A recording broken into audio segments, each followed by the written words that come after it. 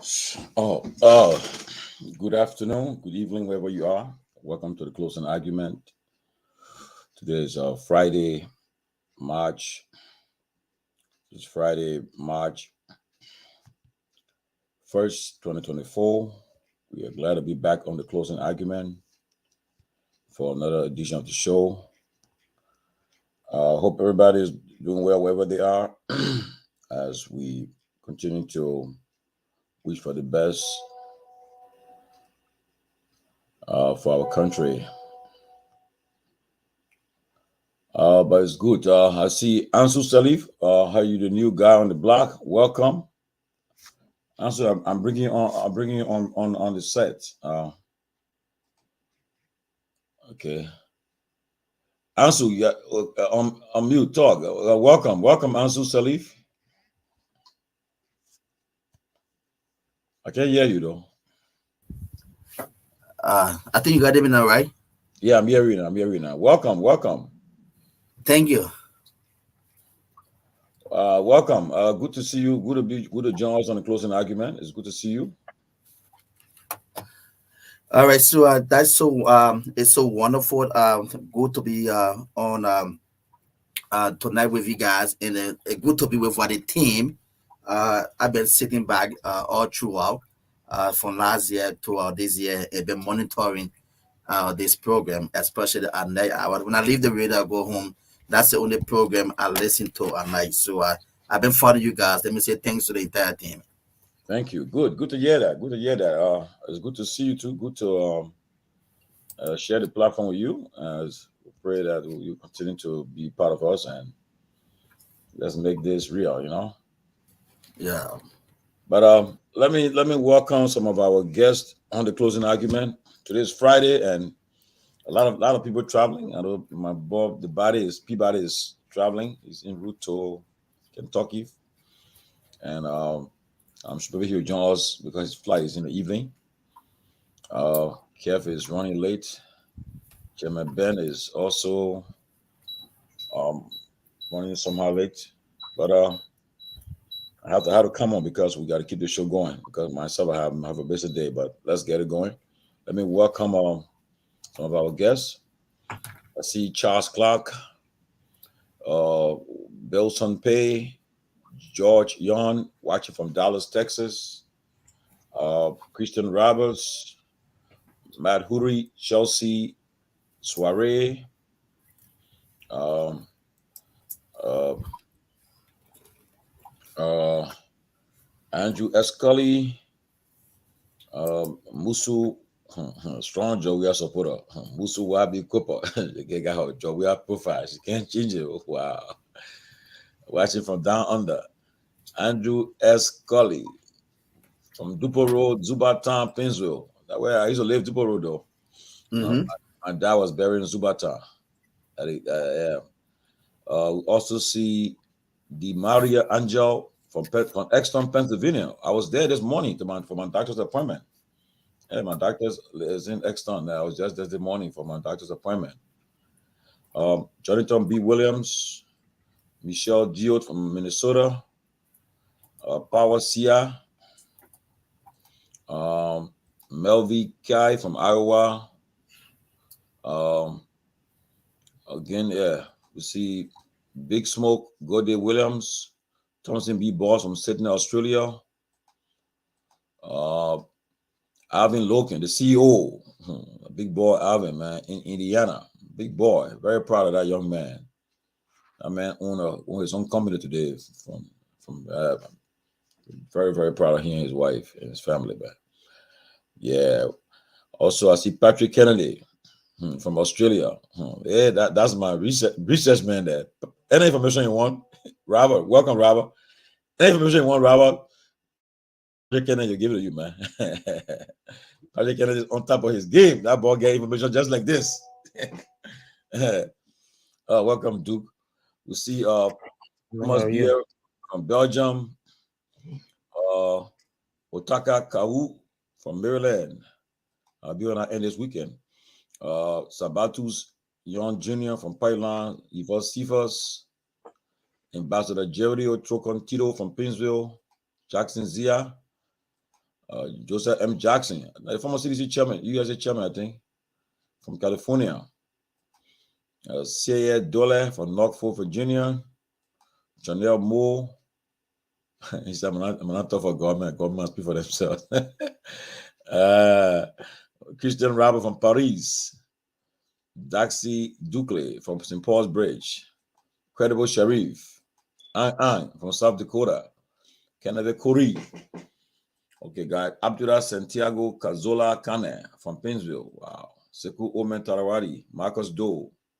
Christian Roberts. Mr. PL 480. Now you're in the party on Duke is. Eugenian GW. One of the powerful woman who got here too, though. Okay, guys. Let's and also my auntie Elizabeth Bowen in Maryland there. Okay, guys. Look, guys, welcome. And today's Friday. I don't know how long we'll be here because some of us guys are running around, but guys, welcome Robert, welcome Duke. Today's Friday, and let us get it going. Tell us what happened at your end. Tell us how you feeling. How's your day? How's everything at your end? Robert, I like the glasses, man. Oh, Cool. thank you, man. It's I cool. put it on.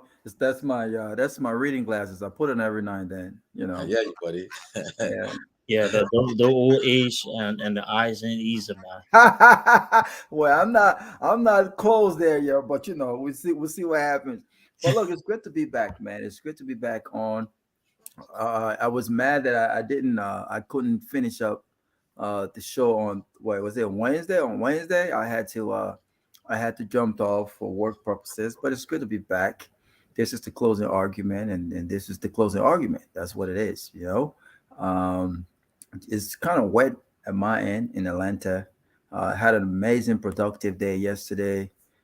Just been around some great leaders within the company, brainstorming ideas and things like that, and it just felt good, man.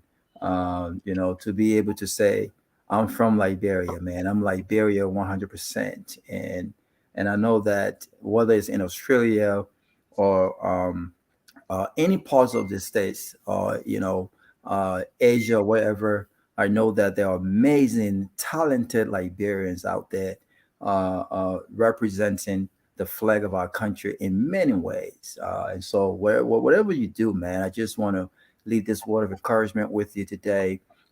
Be dedicated in what you do. Be honest, be sincere, hustle hard, and just keep going, man. And one day you get your break. To our friends back home in LIB, wherever you find yourself, man, that's not where you belong. That's not your destiny. Keep working hard. Keep looking for opportunities. Keep reaching out to folks. And you never know what could possibly happen, man. Just keep doing what you can do, and keep praying about it. And you never know. God can bless anyone, and God can bless people who are actually sincere and honest in what it is that they're doing. So that's my day. That's my day. Sounds good, man. Good. Well, it's very inspiring. It's more, you motivate people when you saw the good things coming from that end. That's good, though. Duke, what's up with you? Yes, man. Today I hold close to my heart Mr. Cummings and his family on the loss of his mother, Mrs. A.O. Cummings, Yeah, yeah. woman who has invested a lot of time and resources into him, a small business owner in Liberia who went above from the young to make sure that her son became, a man of integrity, a man with substance and high value. So identify with that family and mid her soul, and I pray for God's continued blessings upon him as he goes through this tough time of bereavement. So, Mr. Cummings, we're here with you. Our thoughts and prayers and condolences to you and your family. But overall, man, Tommy, it's always good to be on a closing argument. We bring it here today, and hopefully this is another opportunity to do just that. It's always good, hanging here with the guys and speaking about issues impacted our country. So looking forward to that. Yes, Mr. Cummings, his statement is he said this morning, Mommy, as we called her, was called to rest. As we grieve her loss, we remain thankful for her prayers, love, protection, warmth, and kindness that she so freely shared with us and many others. We thank God for giving her 95 years of a beautiful life. We will miss her very much. And the Cummings announcement, they announced the death of the mother, Mrs. Ayobi Cummings, which side event occurred this morning in the United States of America. Yes, I sent him a message of condolences to also, and also his son Boyka too, and I acknowledge it. And it was a tough one for the family today. He loved his mother. She loves him. And 95 years, she really lived a really good life. We all pray. Some of us we pray to reach that age, you know. But just want to say our condolences to Mr. Cummings and his family. And I wish him all the best. And as they go through the difficult time in their lives, that God will comfort them and that the mother's soul will rest in peace. I'm sure the chairman got something to say about Mr. Cummings' mother too. Yes, thank you, Tomalin, and it's good to be here. Yes, our heart and prayers goes out to the Cummings family. Uh, his mom, I believe, lived a great and rewarding life, and it's always hard. There's a saying that say we actually should cry at birth and celebrate at death, right? But often humans we do the opposite. But I want to believe that the Cummings family, it's in a very, very difficult place right now, and I know it's because when you lose someone as close as your mother or your father, in this case, their mother and their matriarch. We send our condolences to him, to the family, like you said, Tommy, to Borkai, to Ayo, to the rest of the family. Those of us who know the Cummings family, we know how close knit they are, and what a strong pillar Mrs. Cummings was to that family. So we want to send our prayers and thoughts to Mr. Cummings, to his family, and to say, stay strong, keep hot, and that at the end of the day, she lived a good life. That's, I think, for me, that is the key out of this. She lived a very, very long life, and she got a chance to see her children, her grandchildren, her great grandchildren grow up to be successful and impactful citizens of this world. So we just want to say to them, our thoughts and prayers are with you. But yeah. Great. Yes, gentlemen, let's get it going, man. Look, what's up? What's happening in the first story, man? Let's talk about King George, Karen Cape counties. That's the trending issue. What's happening in King George? Ben, any update from King George? I don't know. I haven't really gotten any update. The only thing that I know, I've been told, I was following Julius J's page, and I know he mentioned that from his investigative reporting is that the number of deaths unofficially is around four persons. They are yet to see, according to his post, and I'm quoting his post, they are yet to see any evidence of, since the government said that people have guns and they were firing at the police, but they're yet to see any evidence of any police person being injured by way of a gunshot wound. What from his investigation, he said what have been told, what he knows is that people were throwing stones. The population, I mean, the citizens were throwing stones at the police. But having said that, it is a tragedy. It is sad. It's something that we can't continue to condone in our country. People have a right to protest, but when things get violent, it is something that we should all speak against. I understand that the police station got burned in King George. I think that is not right. It's an act that should be condemned. But with that being said, any attempt or any heavy-handedness on the part of the police, I think should also be condemned. People have a right to assemble and to express their grievances. But we wait to hear what the investigation will come out. I don't like to prejudge and to preempt these things or to jump ahead of these things, but I just know that this is not a good sign. This doesn't all go well for the image of the country.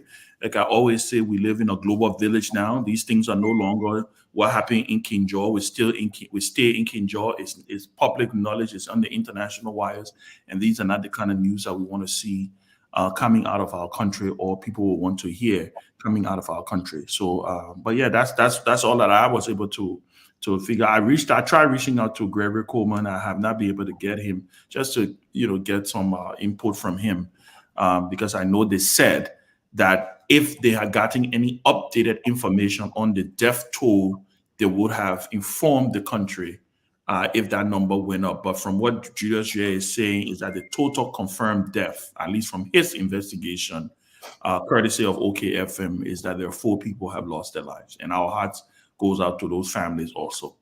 Wow.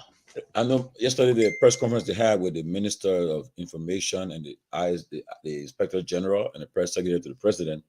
At the time, they said there were one fatality, and I think the 2 police officers was injured in the hospital. But I mean, it's news that they have now reached the number of 4.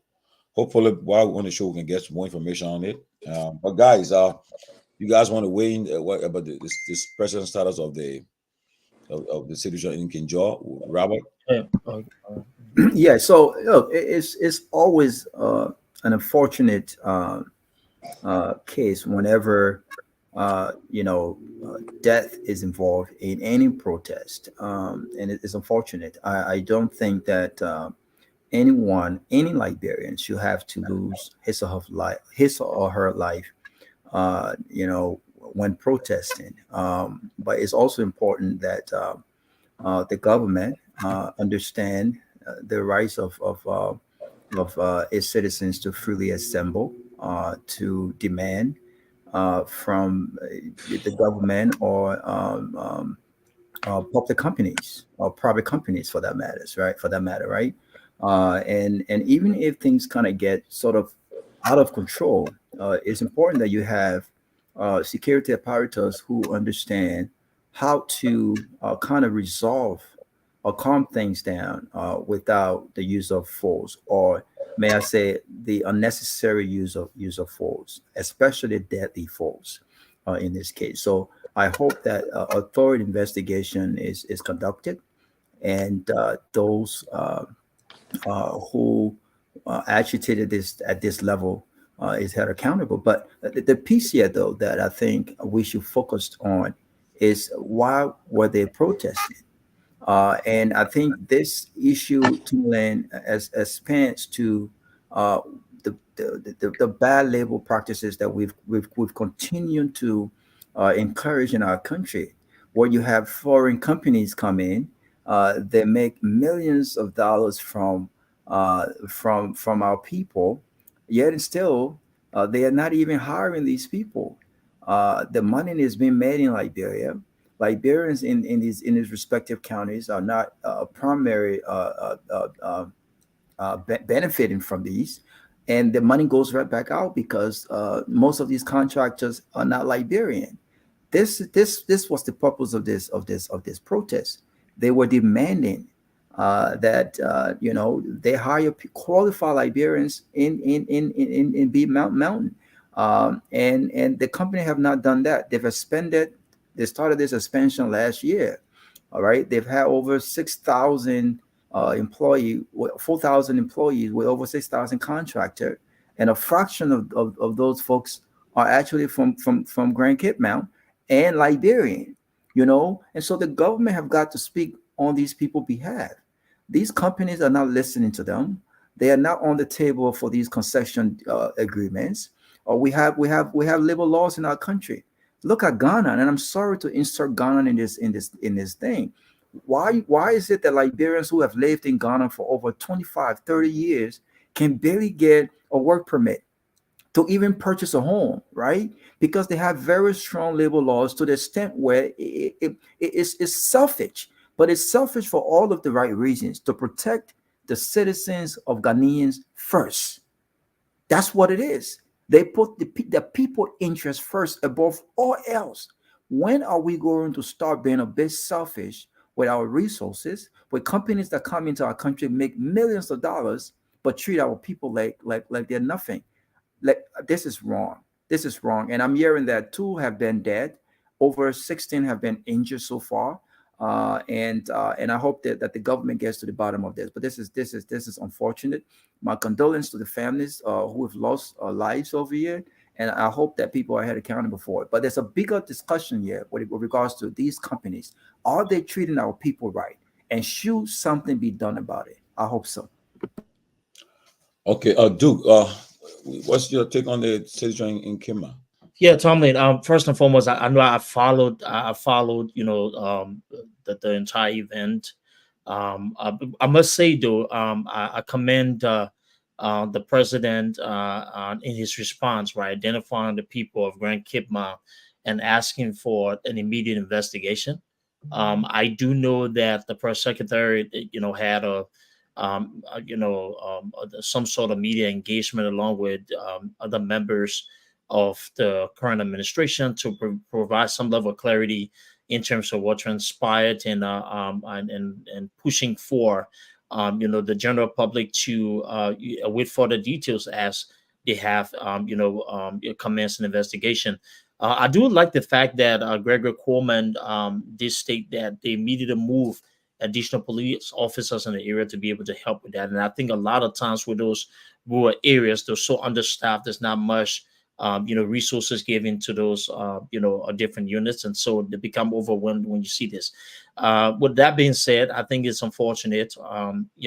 This heavy force by police is something that, needs to be avoided at all costs, especially during a crucial time when people, have concerns and you see, some of these issues over time. So hopefully, in addition to holding people accountable, the proper training, given as well. But Robert struck an important point, and I think at the end of the day, we have to go back to the root cause of these issues. These issues are happening because of the decisions, the lack of efforts put forth by public officials to do the proper vetting and hold these companies accountable. One of the things that I really hate about these concession deals, and especially these investment deals, majority of our lawmakers and people who are tied to those deals, they're only concerned about how they can pass, those companies and those particular deals through our lawmakers and through whatever body, collect the checks that put the portion of the compensation for closing those deals and then move on. In the end, the people are stuck with these inaccuracies and these incompetent institutions or corporations. And at the end of the day, they're not done. One thing that I researched last night, Tomlin, because I wanted to, further understand, how we got here. And I saw in 2023, there was some sort of engagement with legislative branch and former officials of the government that was pushing for an extension, I believe the renewal of the B Mountain Agreement, I think for 23 years or so. And some of the concerns are, exactly what transpired, the lack of proper living conditions for workers, the lack of hospitals as included in the initial arrangement, wherein that companies should have constructed that, not trained, providing opportunities for Liberians and stuff. But those things are included in the deals. Those are things that we have to make sure that the implementing partners, various ministries, should be doing the job and making sure that these companies are held in compliance. But overall, it's an unfortunate situation. I would think that further investigations and look, if there will have to be tough action taken against those corporations, what's there to lose? Because you're not providing the kind of job opportunities for Liberians. You're not really developing those areas. You're only collecting the profits that you make on those different concession areas and then, pocketing it along with your own international staff. That's something we need to protect, the loss of Liberia and those Liberians who need to have the fair share. But overall, it's an unfortunate situation. I definitely hope that besides just talking that investigation is going on, that there's some kind of in-depth understanding of what transpired, how we can prevent that from further happening, and those who needs to be held accountable need to be held accountable to the full extent of the law. Peewee, can you give me? Yes, thank you. I think it's quite unfortunate the situation that unfolded at the Beard Mountain in Grand Kitman County. I listened basically to the makeup boss, the information minister, saying that investor wouldn't pull into the country if people were to come out and he sounded as if he was trying to justify. It's quite unfortunate, justify the actions because he said police officers themselves got wounded and the rest of it, and folks should not do these things because investors wouldn't go to the country with the kind of information coming out of Liberia. It's quite unfortunate, actually, the situation yesterday. But that reminds me of Pierre, quite a couple of weeks or months ago. He was on the very class reloaded, giving mis and disinformation about the very weird government. I want to believe today, if Mr. Peabody didn't know that with his statement, investor will have also said the same that you are trying to justify yesterday. But yet, we need to go back to the issue that precipitated this unseen process at the Deal Mountain first and foremost. Now, the MDA, and most of these things not basically from the local folks at those concession areas. The MDA is very clear. There are social responsibility basically from these institutions. When these concession companies or institutions move into those local communities, their commitment, they are part of their social responsibility to sometimes construct schools, build certain roads, construct some critical bridges that is tying to major areas in the concession areas. If they don't meet their part of the bargain, I mean, it's difficult here. We should not arbitrarily send conclusion out to the people and saying that the people should not do these things. If the concession company of Bill Mountain did not make up side of the contract, the MDA, or her own social corporate responsibility, what do you expect the folks to do? And the government was set in that kind of a lame dog type of tactics, that laissez-faire attitude, and they won't do nothing. When the people start to move in, then they say the folks want to commit chaos and the rest of that. The government was just very insensitive. The people started this. I spoke to one of the folks that I know very well. I work along with the company. He called me personally to say the people started complaining almost 3 weeks ago. 3 weeks. And then when they came out, then you move, and the police also moving in now. I mean, we need to understand the force, the proportionality of the force of those that were demonstrating did not meet the kind of a lethal response the police went with. It's quite unfortunate. With the way we need to justify between using lethal force and non-lethal force on people that are not armed to, I mean, the police are trained enough to deploy certain tactics to curb some of this unfortunate situation. But the thing we saw yesterday is unfortunate, and I'm calling on the government to ensure, because we need to go back to the process about the MDA. It's simple. If you go to that, you will solve most of these problems. You cannot abandon the people. You didn't build them school. You didn't get them the appropriate health sector. And the people are talking about these things in the very MDA. But the government needed to. What's the role of the Ministry of Internal Affairs, first and foremost, meeting the locals? What's the role of the Ministry of Lands and Minister of Mines? And what's their role, for instance, for the office of the president when the people complain? I mean, it's unfortunate. The Minister of Information should stop defending the police act. The act yesterday of the police was quite unfortunate to use those kind of a lethal force on defenseless people. And you come and justify it, Mr. Pierre. It's unfortunate. Tomalin, if I can quickly, give a push. Look, clearly there's got to be a better way to deal with these things, and using deadly force or something, and then justifying that is absolutely wrong. But let's be very honest here. Part of the reason why we have this situation in Grand Cape now is because of the previous administration. No, and if you have that, no, listen, you need to stop. No. Tomalin, Stop. Tomalin, there's a video there, and I believe is on. I will find it and probably say it's on there. When Sambatwe and other representatives of the CDC government had gone to ask for the extension of the operations of B Mountain, I think in October 2023. Part of those concerns that were raised by members of our legislative branch are the reason why we had the protest yesterday. Poor working conditions, not honoring the obligations of the company as agreed upon via those contracts that we have. So if we're going to look at the issue in this totality, we have to be honest. Now, this is not justification. I mean, be a quick intervention, Ben. Other people are coming, please. No. Yeah, you spoke. Yeah, you are just trying to come up with intervention. Peewee, we'll have enough time to go around. Listen, you cannot just listen. We're having a conversation here. I think we have a little bit of time. I came on the show earlier. I respected the time of our show. You came a little on. Let's. That should not be the justification. Go ahead. What I'm saying here, it's not justification. I mean, you justify when we hurt people and kill those auditors, right? That's hypocrisy.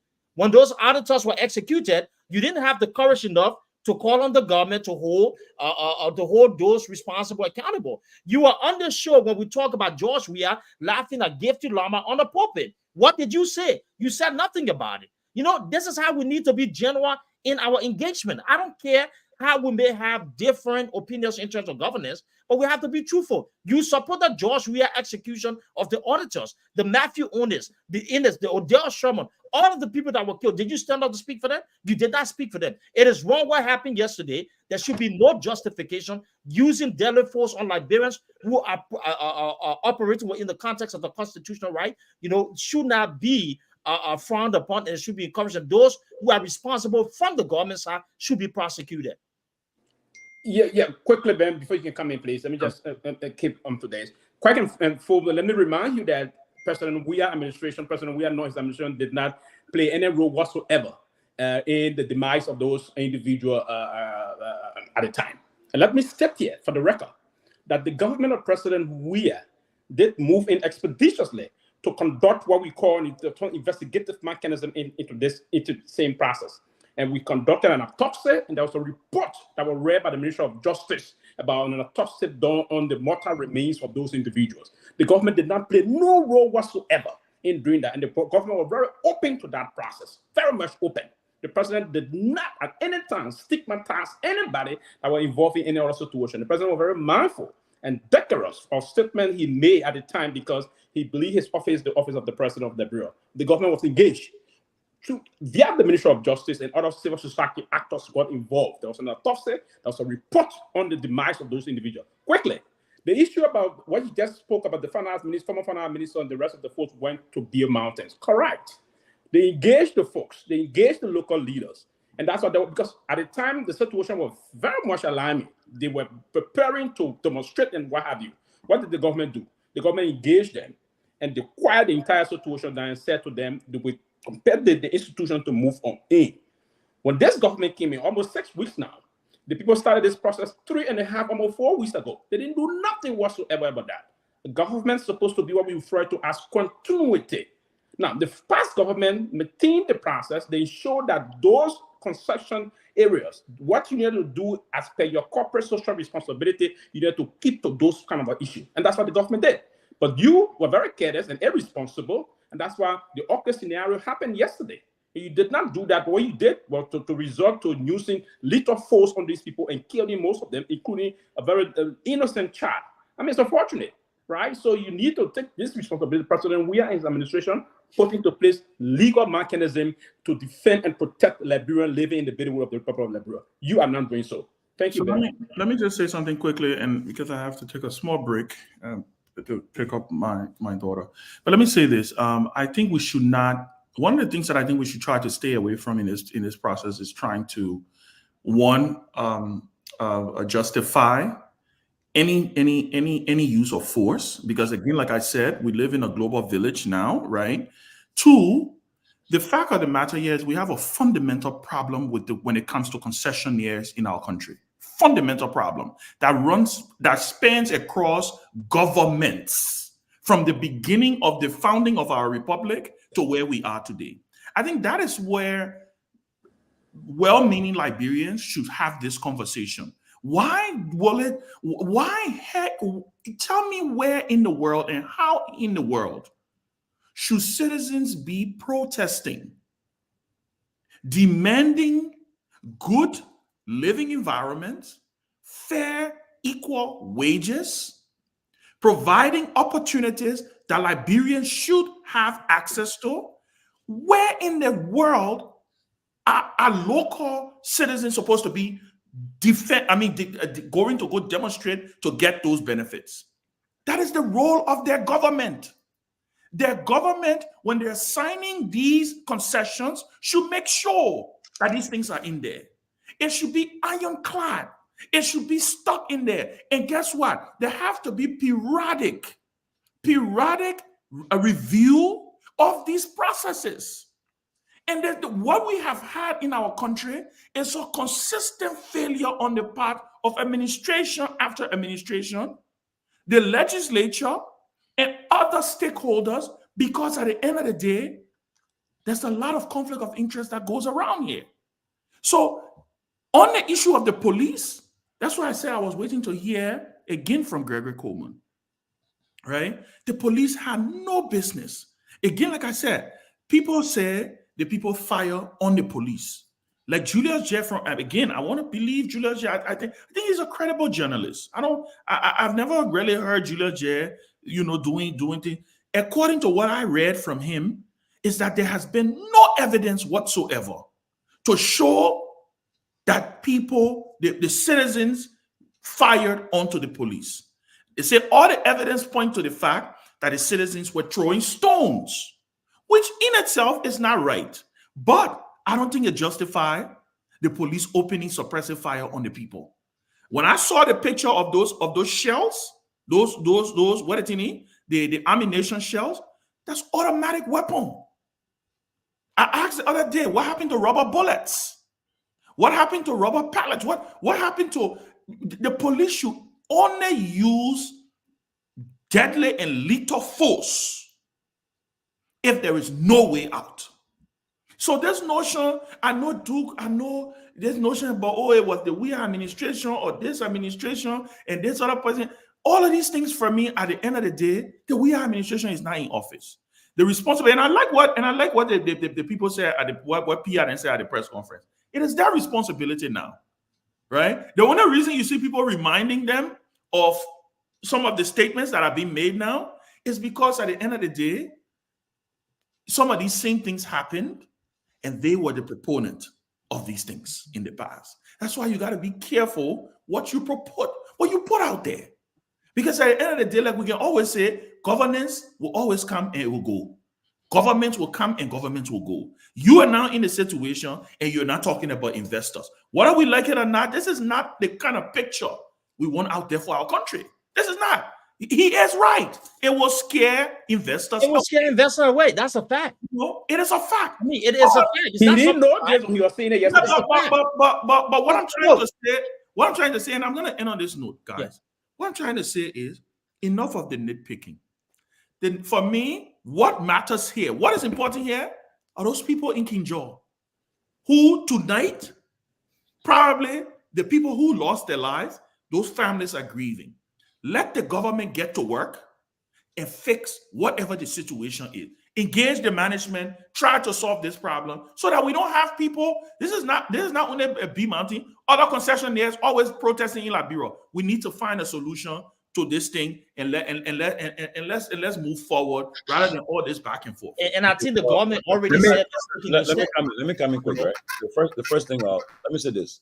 Concerning all the deaths that happened under the we administration, the former justice minister just sent me all the report that they concluded. So if anybody wants that report, including there was a report coming now, yeah, the one for all the report he just sent it to me, Mr. Dane. We want all the report from all the people that died, Batin Yinswa, George from Boto, Gifty Lama. I have it here. Just give me a head up on WhatsApp. I can forward to you the report. The government concluded the reports on these people's death. Tomalin. I come in. I do all the reports from the death that occurred during the Weir administration. The government, the former justice minister sent it to me, and I can forward to you. The second thing is that I just spoke to the Minister of Information. He said that he spoke to the last update he got from the Inspector General of Police is that still one death. But he said that there was another death, but was internal. That somebody stabbed somebody, and the person who did the stabbing has been arrested and brought to Monrovia. So I'm trying to contact the Inspector General of Police. Hopefully I can get him because the information minister was quoting him that update he gave him that up to now the government of Liberia maintains that one death that was done, but the Inspector General of Police. So we can get hold of him. We can get hold of him. We can get update on it. But the information minister, as far as is concerned, the last time he spoke to the police director, this is why they told him. And the second death was an internal death among the people. I think somebody stabbed someone. The person who stabbed that person has been brought to Monrovia. That's the information I just got. But go ahead. So I wanted to say that the second death, and maybe the information minister can possibly come on and clarify. But from all indications, the second death was as a result of a stray bullet, Tomalin, that hit a protester, and he was later announced dead at the hospital. And so I haven't heard anything about an internal stabbing of anyone. But the second death was as a result of a stray bullet. But I wanted to read. I wanted to read section 11.2a of the MDA Mineral Development Agreement signed between the government and B Mountain. It states that the company may directly or by contract with a responsible provider of security services establish, manage, and maintain its own assets and employee security and protection service for the purpose of protecting assets in the production area and in the immediate vicinity of other locations at which company has or maintains property and assets through its own security force, and to do so always in accordance with law and rules and regulations promulgated by the Ministry of Justice relating to security forces. Such security force shall not bear arms and shall at all times operate subject to the authority of and or in coordination with the Liberian National Police. Now, what I've also gathered here is that from a source that B Mountain, in fact, have hired securities not in consultation with the Liberian National Police, who have consistently carried arms. And this didn't just start. This did not just start. And I've also gathered that some of these security apparatus are in clean clothes foreign securities. Look, I think that what we have done, and I'm not going to point fingers at any government yet, right? Because if we stop finger pointing, then the question is, it was just not too far ago when the opposition in Unity Party were heavy critics of the unprofessionalism displayed at all times consistently by the police under George Weah administration. The use of force, excessive force, unnecessarily. The this rash reaction to protesters, right? And the lack of proper training is a display was a display. They criticized these things, and it was a reflection of, according to them at the time, of the police chief and the administration at large. And so the least you would expect here under a new administration in these instances is that they know better. They have quickly hit the ground running and have put in place some sort of guide to ensure that police handle protesters accordingly. This protest, from all witnesses so far, started very peacefully.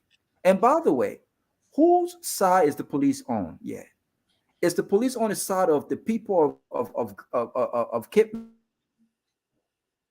Mount, or is the police on the side of B Mountain, a company that have robbed not only those folks in Grand Cape Mount, but have robbed the country at large? I mean, why are these concession agreements? The issue is not that these things are not best practice labor laws are not inserted in these contracts. They are. The question here is, are they respected by these companies? One, two, if violated, is the government of Liberia holding these companies accountable as per these contracts? And we know this is not the case because, like Duke alluded to earlier, they are only concerned about themselves and what interests them. So I beg to differ. I think the information minister is a great guy. Trust me. PI is a great guy. I have no quarrel with him. But I think that he should move diligently. Get the facts. Get the facts. Verify them before you speak on this issue. There is nothing yet to defend about. What happened out there is completely wrong. It should be condemned. And in fact, the president must lead on this matter. There should be at no time where citizens are shot at only because they are demanding. And by the way, I'm always for this protest. I'm always for, look, I think the government must address people's concern. I think that there are different ways to diplomatically engage government and engage these companies to get best results. I'm always for this because I understand that these protests more than likely will end violently. I'm not sure why, but this is the case. And this is because we have citizens who, and this is at no fault to these folks, who at times will get violent. And we have a police department that lack the requisite training when it comes to handling violence, when it comes to actually diffusing situation, when it comes to actually, calming a violent situation where it does not end into deadly force. But there's a reason why these folks are out there. They're out there because B Mountain and others have not respected their contracts. They have not treated these folks accordingly. And in their own country, they are being treated like foreigners and refugees. This is wrong. We must have a government that stands up for its people. We must have a government that responsibly tells these companies, this is not going to happen on our watch, not in our country. If you think you get an easy lunch and an easy pass, take that elsewhere, but not in Liberia. Other countries are doing it. Liberia can do it as well. We've given these guys too many passes. They've robbed our country. They're making millions of dollars, millions that they dare not make in other countries. And yet and still they have refused to treat our people with dignity and respect. This is wrong. And I hope that those responsible are held accountable for their actions. Okay, let me restate again. Or concerning the deaths of Gifty Lama, Batin Yinswa, and George Fabonto, the former Minister of Justice forwarded in the reports for an investigation of this death, the cause and everything that according to the government of Liberia. If anyone interested, hit me on WhatsApp. I will share with you. Number one. Number two, the Minister of Information just said that the police director told him that they still have up to date one death. The second death was internal something, and the person had been arrested. Yeah, and Tomalin, let me say this: the former Justice Minister had all of the opportunity to have appeared on the show, or made himself available to the media to discuss those issues. What it did was they remained silent and they play politics. Information, please. Information, please. Information, please. No. Don't get misleading information. Please, you are giving misleading information. He did that. We have in a U.S. government report. He did that. We have in a U.S. government report wherein the execution of those auditors were listed as some of the reasons why Liberia and the current government, right, was engaging in all of the necessary things that was happening.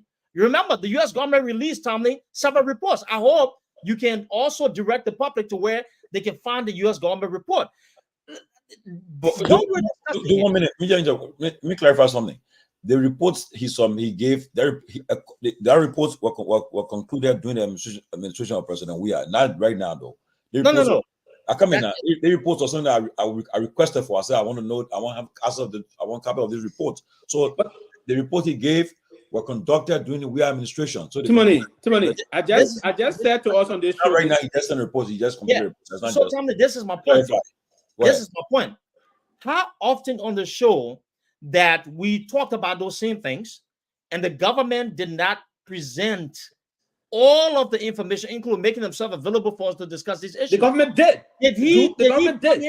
Government did. Well, the government did so good enough that it ended up in a U.S. government report wherein they were being looked at, right? We've been in U.S. government report for almost in the execution of those auditors, right? You can play politics all you want. What we're not going to do is ignore history, right? When we're on the path of righting the wrong. Again, I will say this. We are in an era wherein the Constitution provides, right, all of the rights of the people to protest. And we should not use life ammunition on people who have legitimate concerns. I agree. Those who are in violation from the police, for the current government, if the investigation is done and it's shown that, those who were there were in error, they should be prosecuted to the full extent of the law.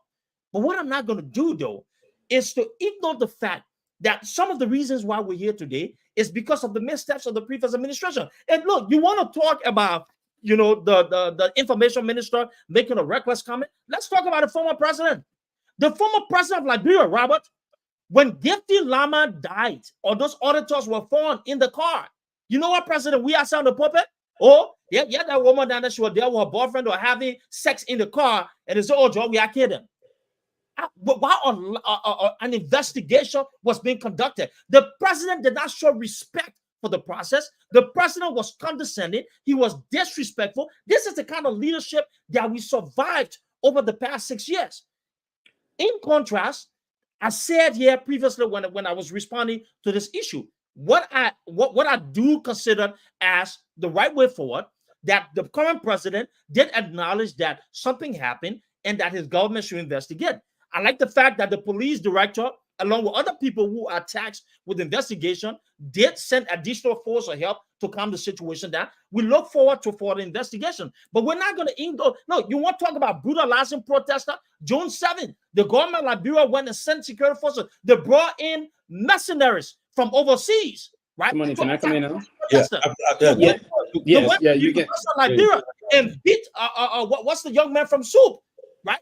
They did that. They violated the rights of protesters. It's not a justification, but all of these things we need to do before so we can right the wrongs going in the future. This is fact.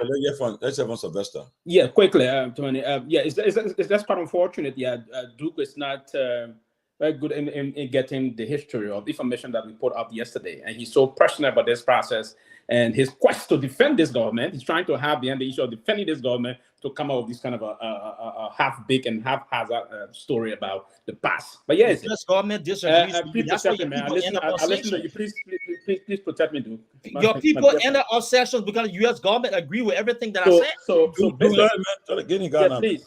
protect me, dude. Yeah, please. So basically, that's part of the issue here. But there was a systematic process by the past government to ensure that now most of those misinformation and disinformation that were peddled at the time by the lead of even the current information minister on the class reloaded against the Weah-led administration. All of those things basically came out in some of the U.S. State Department report and other reports that came against the government. But what did the government do? The government went through a systematic investigation of these issues and came up with findings. The government did not just stop there.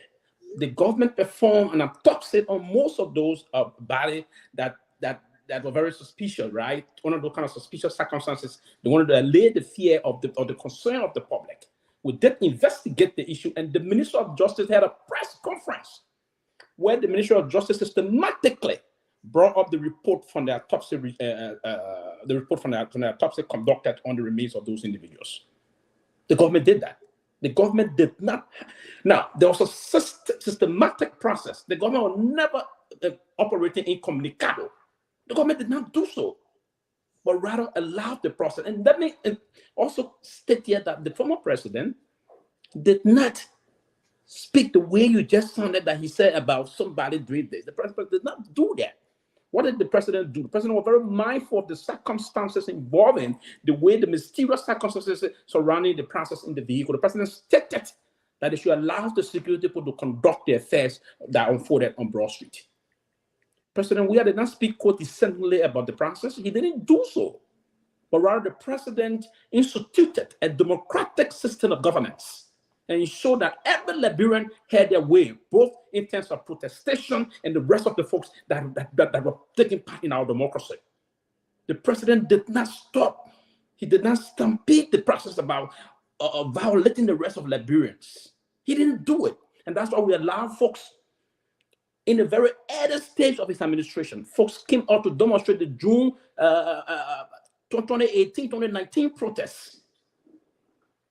The government allowed those people to come out. Even when it came to conducting what we call proper policing in terms of the police methodology, rare police regimentation science, it was President Weah administration that failed demonstrators with water and food in terms of they were chanting.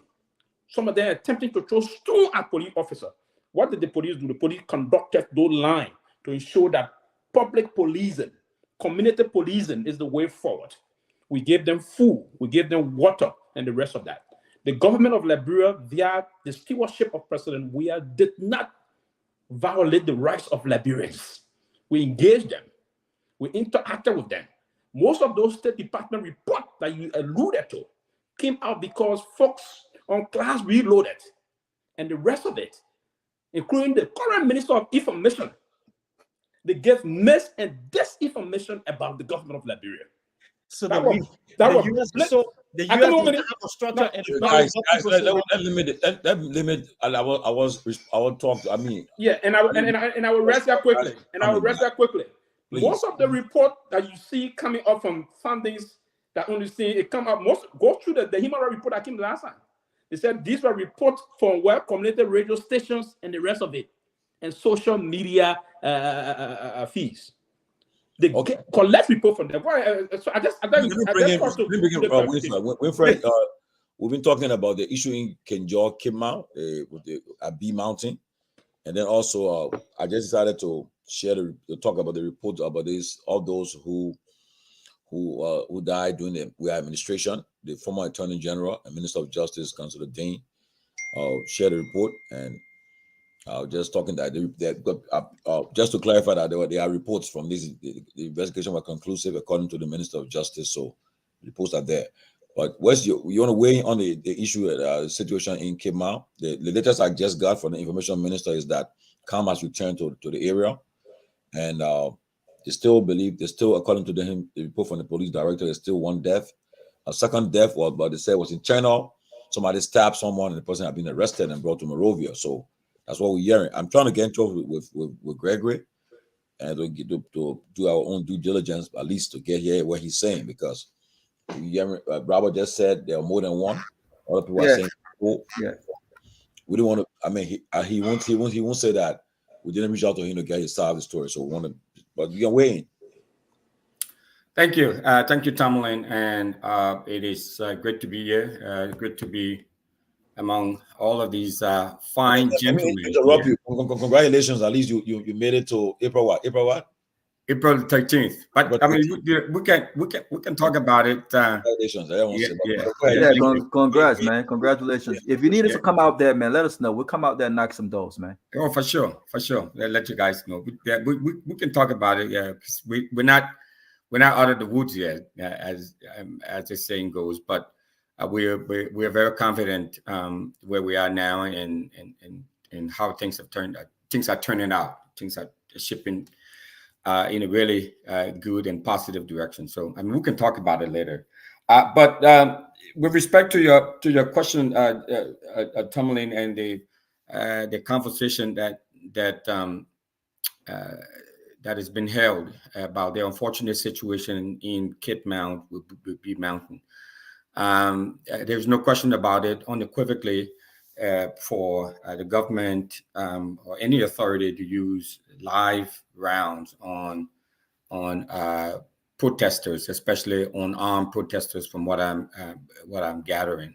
I did hear that calm has returned to the area. But this is a situation that definitely needs to be investigated. I've reached out to the police director myself. I have not heard back from him yet. I'm waiting to hear if we get any word of what else is taking place there. And this is an opportunity now for the government to jump on and come on and do a full and thorough investigation about what happened, what led to what happened there, at that concession, and there need to be consequences. People need to be held accountable for what took place there. And I mean, it all sides, of the equation. What led to the chaos there, to the violent demonstration that that killed someone, that led to the death of someone, but also the vandalism, because I heard there was some vandalism. I'm not sure which came first, whether the vandalism was before. I mean, folks should protest. I think folks should, folks have the right, the constitutional right to protest.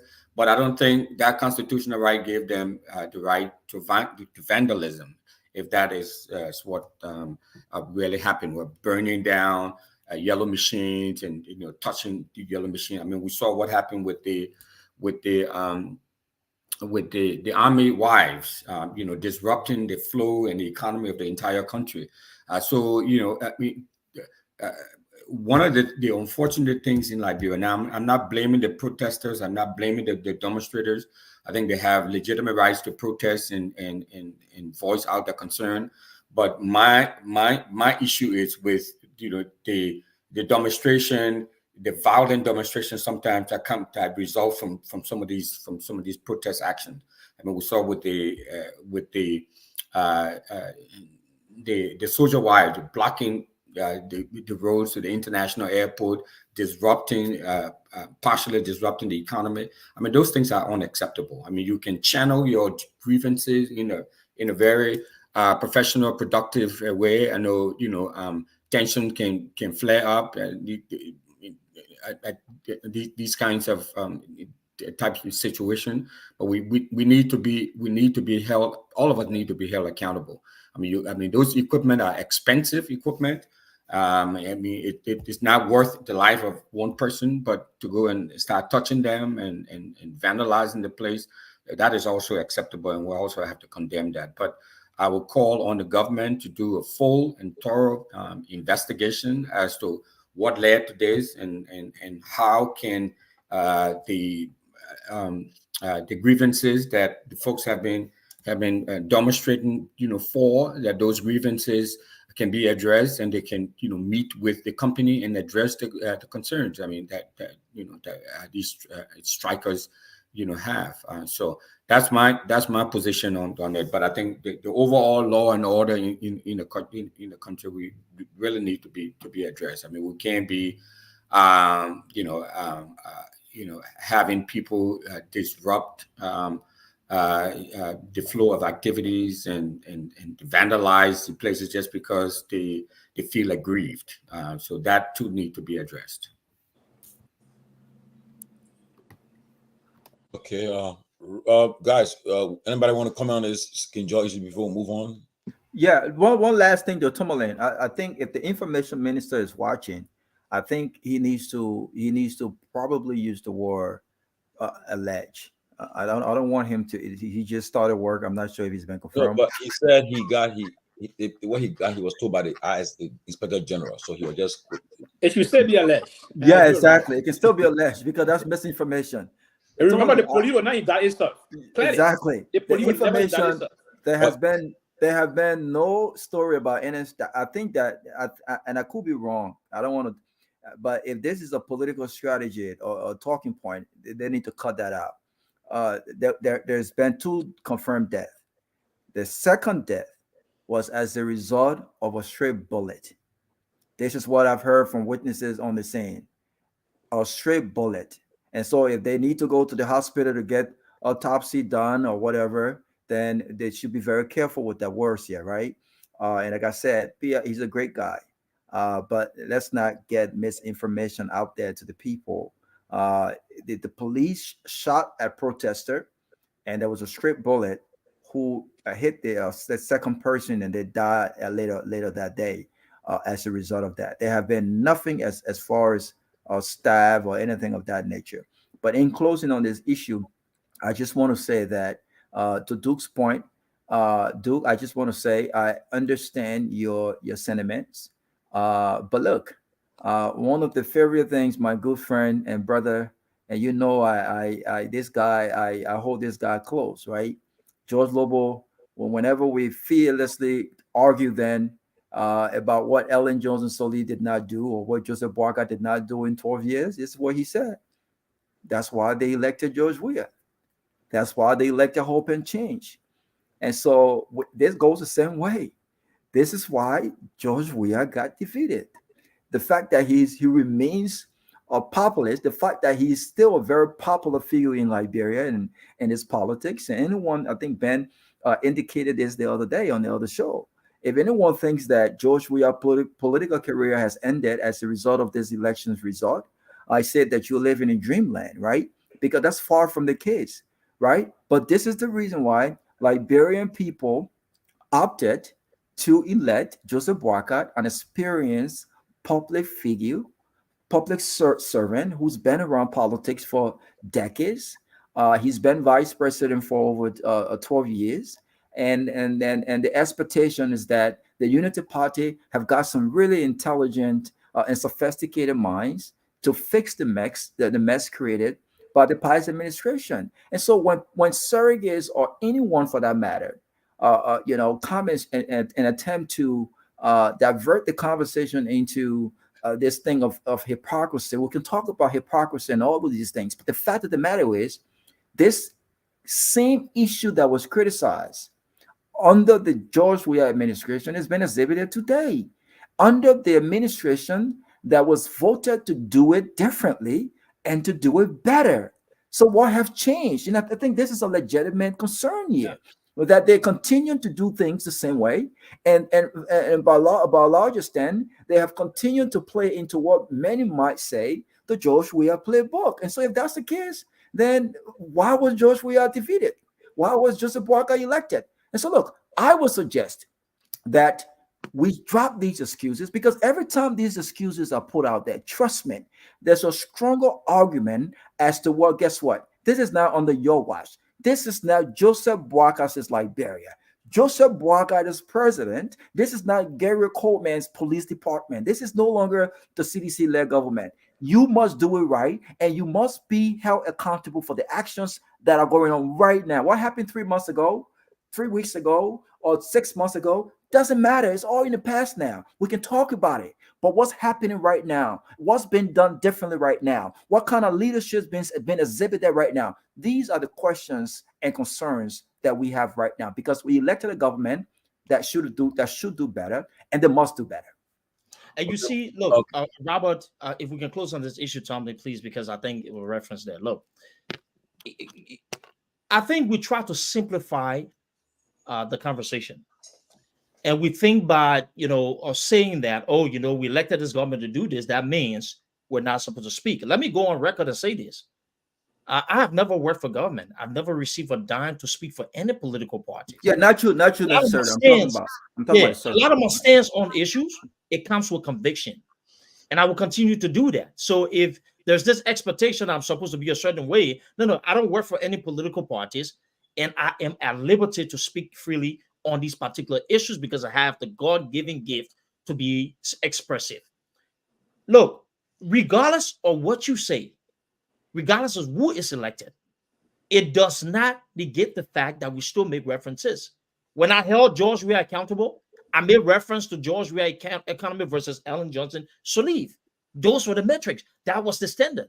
Same thing under the Boakai administration. And if you want us to be honest, yes, the Unity Party and Joseph Boakai was elected to make sure that it is completely different than what the previous government was. I agree. If you want to make the argument, Robert, let's be honest here. On this particular issue, I said that, using brute force, right, was wrong. We need to protect people's constitutional right. But yes, leadership, though, is something that we did not see in the previous administration. You know what was leadership? Joseph Boakai released a statement condemning the actions and saying that his government should immediately. The previous administration did more than that. You know what I also saw? More than that. I saw the secretary, the press secretary, along with key players in this matter, addressing the press. You understand me? And informing the press that further investigation. Let me tell you one thing that I really admire from Gregory. Quickly before we move to the next. The fact that he said, look, we sent additional units to be able to help with that situation, that's progress. But under the previous regime, we saw the president insulting the gifted Lama. The same president said people will never insult him again and walk free in Liberia. You remember that, Robert? That was at the dedication. So he said all these things. He just coming back again. Nobody walk across Liberia again free if they insulted him. George Weah said it. We saw elements of this government. We refuse to speak the truth. We have never intimidated folks. Some of the same people today who are being critical were the same ones that were encouraging the bad behaviors. Robert, my stance is, look, I don't support inefficient governance.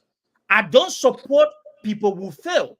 And at the appropriate time, when we have reached that mark to make the right assessment about this leadership, we will do so. What I won't do, though, is to engage in an act of hypocrisy to support the political agenda of individuals who brought upon us one of the worst presidents in the history of Liberia. The incompetence of George Weah should never be measured. George Weah was incompetent. He was disgraceful. He was unproductive. That's why CDC became the first political party with the most sanctioned former officials of government or in Liberia political history.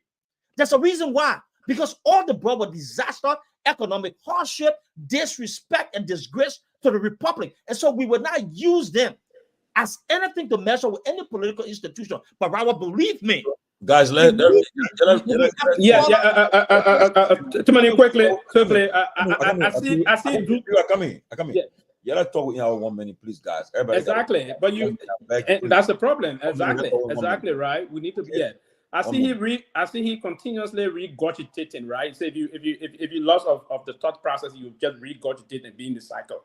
But yes, what I want to say you're the clever politician. That's what. That's what you do, not me. Yes, what I'm going to say on the process, as you said, the last governance administration of our country, President Weah and his administration was engaged more or less in the bureaucratic tendencies of our democracy. That's what it ended up as the part of the process about this malicious information sharing was also part of what unfolded in the past history of Liberia. Okay, so the U.S. lied on the administration. So most of the issues that's what you're saying. Most of the issues that unfolded in the country, the president gave the line for folks to constitutionally and democratically engage the governance system. Now, look at what just quickly unfolded just this evening in Monrovia, Corwell, New Georgia. There's a guy they called Yusufa Tukbe that was just beaten to death by the power theft LDC team just now. That news is just out. Called the Minister of Information and Action the question. Another individual killed in his community. Yes, the guy. Yes, the federal picture in his web. Yes, the federal picture. They just beat him and killed him just now in Monrovia. The power theft team, the ADC/power theft team. Okay, right? on the money captain, we need to be very clear here and say, and you're going to see the pattern. The pattern here is that basically when it comes to some of those issues coming up. You're the guy talk. But under money carton. And you know what? Don't interrupt the guy. Let him talk, please. Beg you. You see, so the pattern we witnessing, you know, it's some of these things. We want to be very systematic in terms of how we engage, and not only systematic, but we're going to list the chronological mistakes that folks made in the past time, and will continue to push through the process of what is unfolding in the country. We are not sentimental when it comes to pushing some of this issue out. We're never sentimental, but what we do, we endorse into those situations. If you too many, do not go well.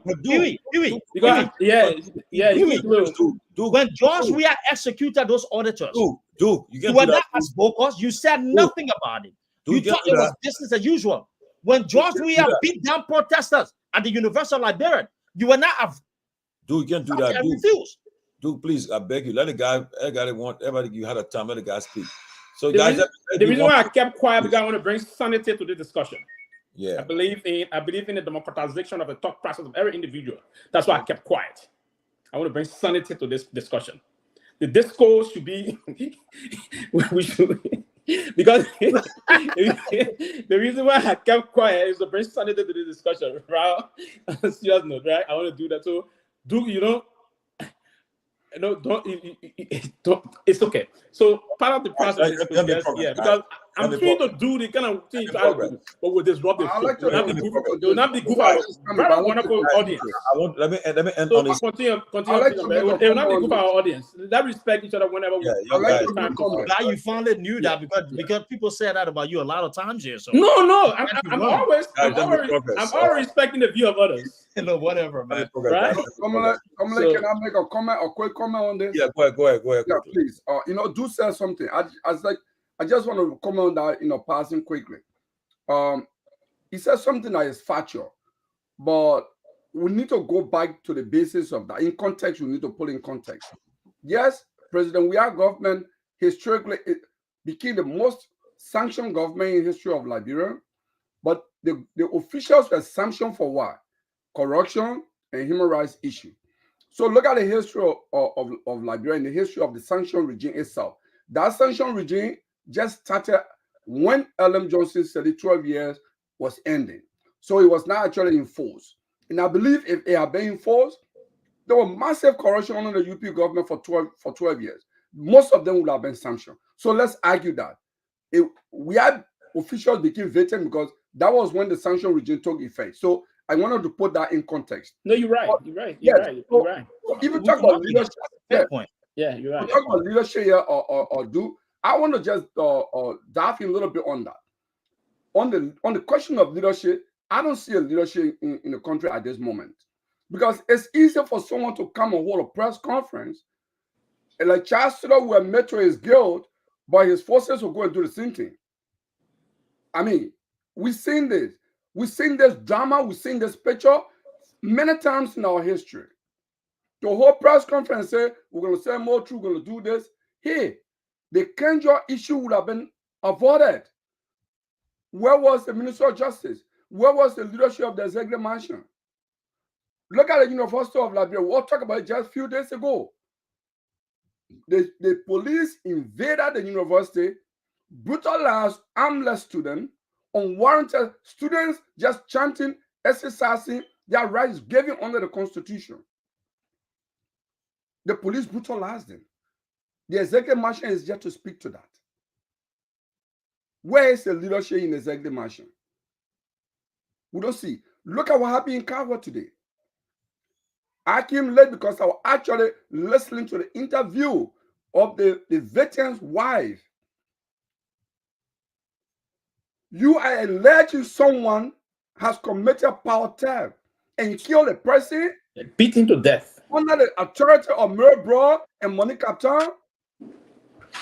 So this is something that started. These are President Weah appointees.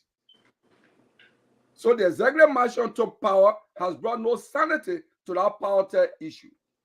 Where is the leadership in the country? Where is that leadership?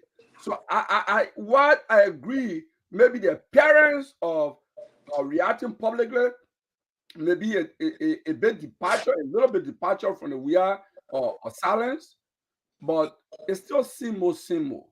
And I can now continue to say, for the past 18 years, the CDC and the Unity Party have led Liberia to where we are today. They are the two parties that have plundered state resources.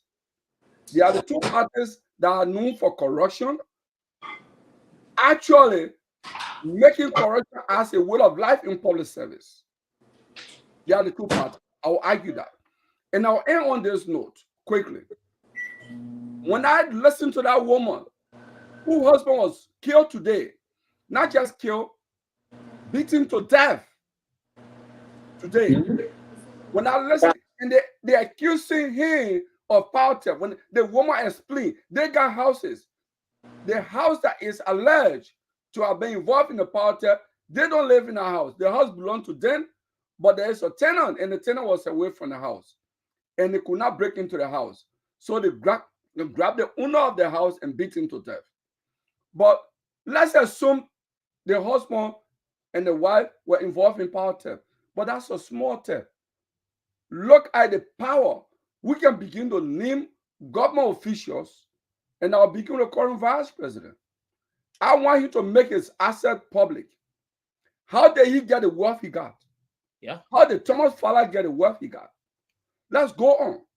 People with big agriculture farm today, government officials. How did they never owned that until they served in government? But you're going to take a poor Liberian, accuse him of power theft, no conviction in court, and kill him in cold blood. Where is the leadership, dude? No leadership in this country. Liberia problem is leadership and mismanagement. Okay. I end that. Guys, next week we'll have a whole show on asset declaration. So those we are sending this warning to all the caveat to all the lawmakers and ministers, all those who are in government, to declare the asset and make it public. Because next week we'll call their names, we'll call them out, And while speaking on asset declaration, let me congratulate Representative Musa Hassan Belete for coming up yesterday to declare his asset and made it public. And we are waiting for other lawmakers and other officials of government to do the same. Also, Mr. Nathan McGill too. He declared his asset. The Richard made the country now. So we want to see that. What next week we'll call them out. We call them out. All those who are not declared the assets, we call them out. We bring them to the public, let them know. And secondly, officials of government have this. We are not. I mean, none of us here are journalists, but what we understand is that if there's an issue on the floor, you always reach out to the other side to get their side of the story. I've been making contact with the police director since the beginning of the show, and now his name is out there now that he makes information. We reach out to him to come and to clarify. At least if you don't want to appear, send a statement, send somebody and say, look, send this out. You see, just not the press secretary, send me a statement where the president and send sector ministers to Grand Kidman County to investigate immediately what happened yesterday.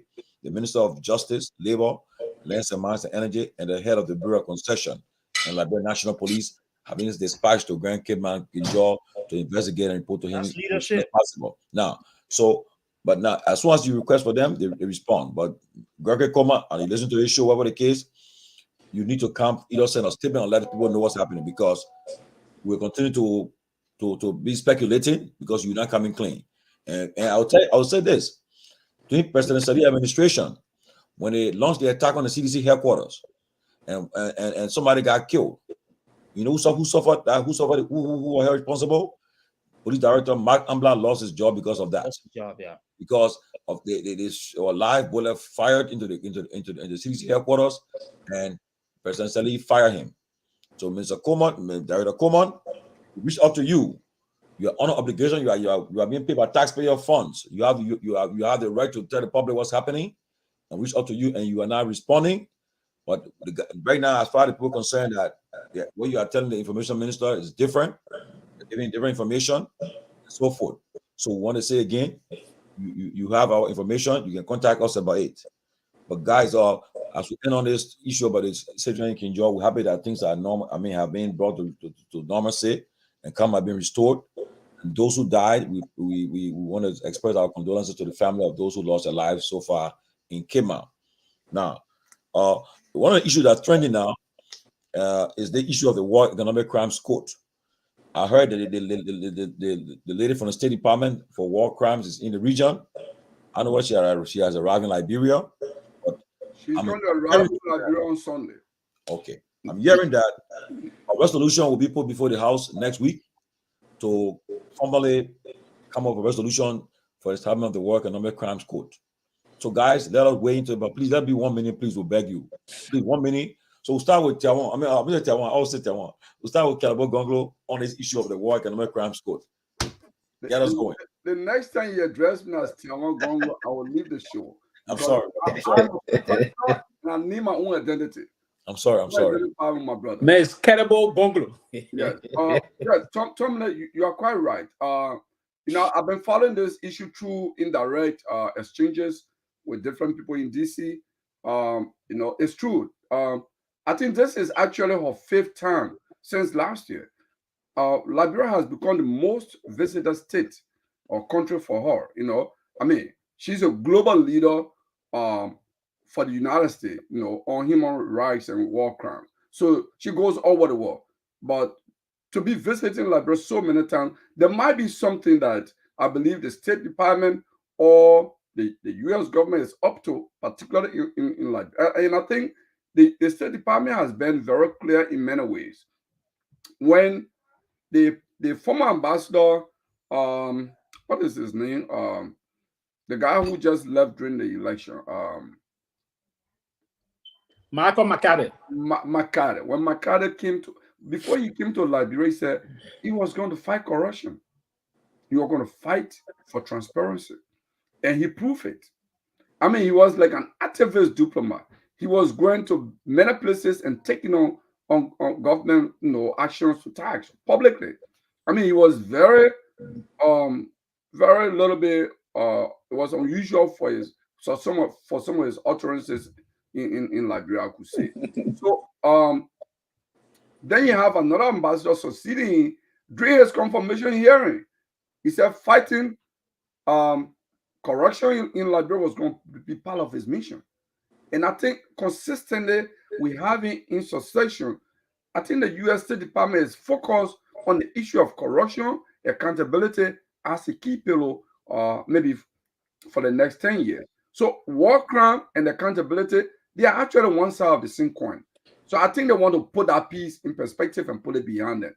So my belief is that sooner than later, my work and see war crime could issue Ben sanction. I mean, be enacted into law. I want to believe that. Robert, what your take on the on this issue of the war crimes code now? They're going to be resolution next week. Well, I share the same view that I did a few days ago. That I think that this is overdue. It's long overdue. I think you can't reconcile Tomalin without accountability.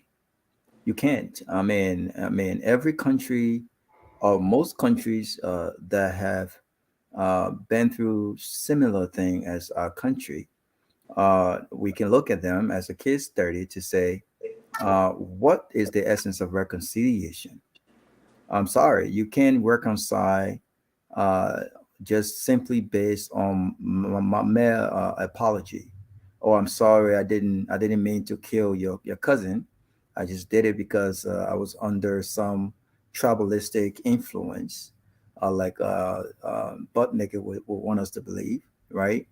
Or I apologize for my actions because I felt some type of way. I was emotionally driven, or whatever the case. This is not how reconciliation works. I think that we truly reconcile when people who committed atrocities in our country are seriously held accountable for their actions, and these individuals are actually have their day in court. And like I said the last time, this should not be on the basis of witch hunt. This should not be on the basis of just sentiments. Because look, I'll tell you this: I do not like people like Prince Johnson. I have no interest in ever meeting Prince Johnson, shaking his hands, and or even crossing any kind of path with him. I don't like warlords. I look. I frown at Ellen Jones Sirleaf, irrespective of some of the things that she's done that I liked. But warlords are not my cup of tea, because I sincerely believe that these people hurt us. These people played integral roles in the backwardness of our country, the destruction of our country, and it's been hard to pick up the broken pieces. And above all, we have rewarded these individuals. We have made them some of the most powerful decision makers in our country today, despite their actions against us. This is what is even more hurtful, Tomalin. We have made them rich. I mean, most of these guys will be poor. What? Imagine where a Prince Johnson would be without being senior senator of Nima County. Imagine where some of these individuals who contributed financially to the war in our country. Imagine where they would be without making $15,000 and all of the extra perks that comes with the being a lawmaker. Imagine what they would be. Imagine. And while they live some of the most luxurious lifestyle on the backs and the detriment of those that they've hurt, of those families who have been displayed of lives, over 250,000 of them that have just been gone. I mean, you listen to these horror stories. Some of these people should be around today. Mothers should be congratulating their daughters, their sons. Husbands should be, around their wives today. I mean, people got hurt. I left Liberia as a kid. I was in a refugee camp. God bless the heart of my parents. God bless the heart of parents who understood their responsibility. And I know a lot of parents feel this way. But my best friend, My best friend was left to hunt for himself, Tomalin. If it wasn't for God putting people in his life, he won't be who he is today, because not many parents came to this country or elsewhere who taught about their friends back home. And so this accountability process, I believe, should be a process that be based on facts. People should be held accountable. And if Ellen Johnson Sirleaf have a dating quote, I don't care if she's 95 years old or 89 years old, and if facts shows that she contributed to the destruction and the death of innocent Liberians, and we gave her 5 years in prison and fine, let her go and let her go to jail. Charles Taylor should not be the only one. He wasn't the only one who was in this thing yet. So this is the right thing. This is the logical thing to do. Take politics out of it. This is the regular thing to do. And Mr. President, I can guarantee you, you will gain a fan and a supporter on this particular matter. And this is coming from a guy who don't agree with you on anything political. You will gain a fan from Robert Gagwa. I will come to Liberia. I will campaign for this matter. I will pay my way. I will take care of my accommodation. This is the right thing to do. This is how we move forward. And we send a message. If you dare have grievances, there are processes, there are legal processes to get redress. If you dare go into the bushes to destroy our country, to take innocent lives, you, my friend, will be dealt with. Okay, Russell. In fact, let me say this.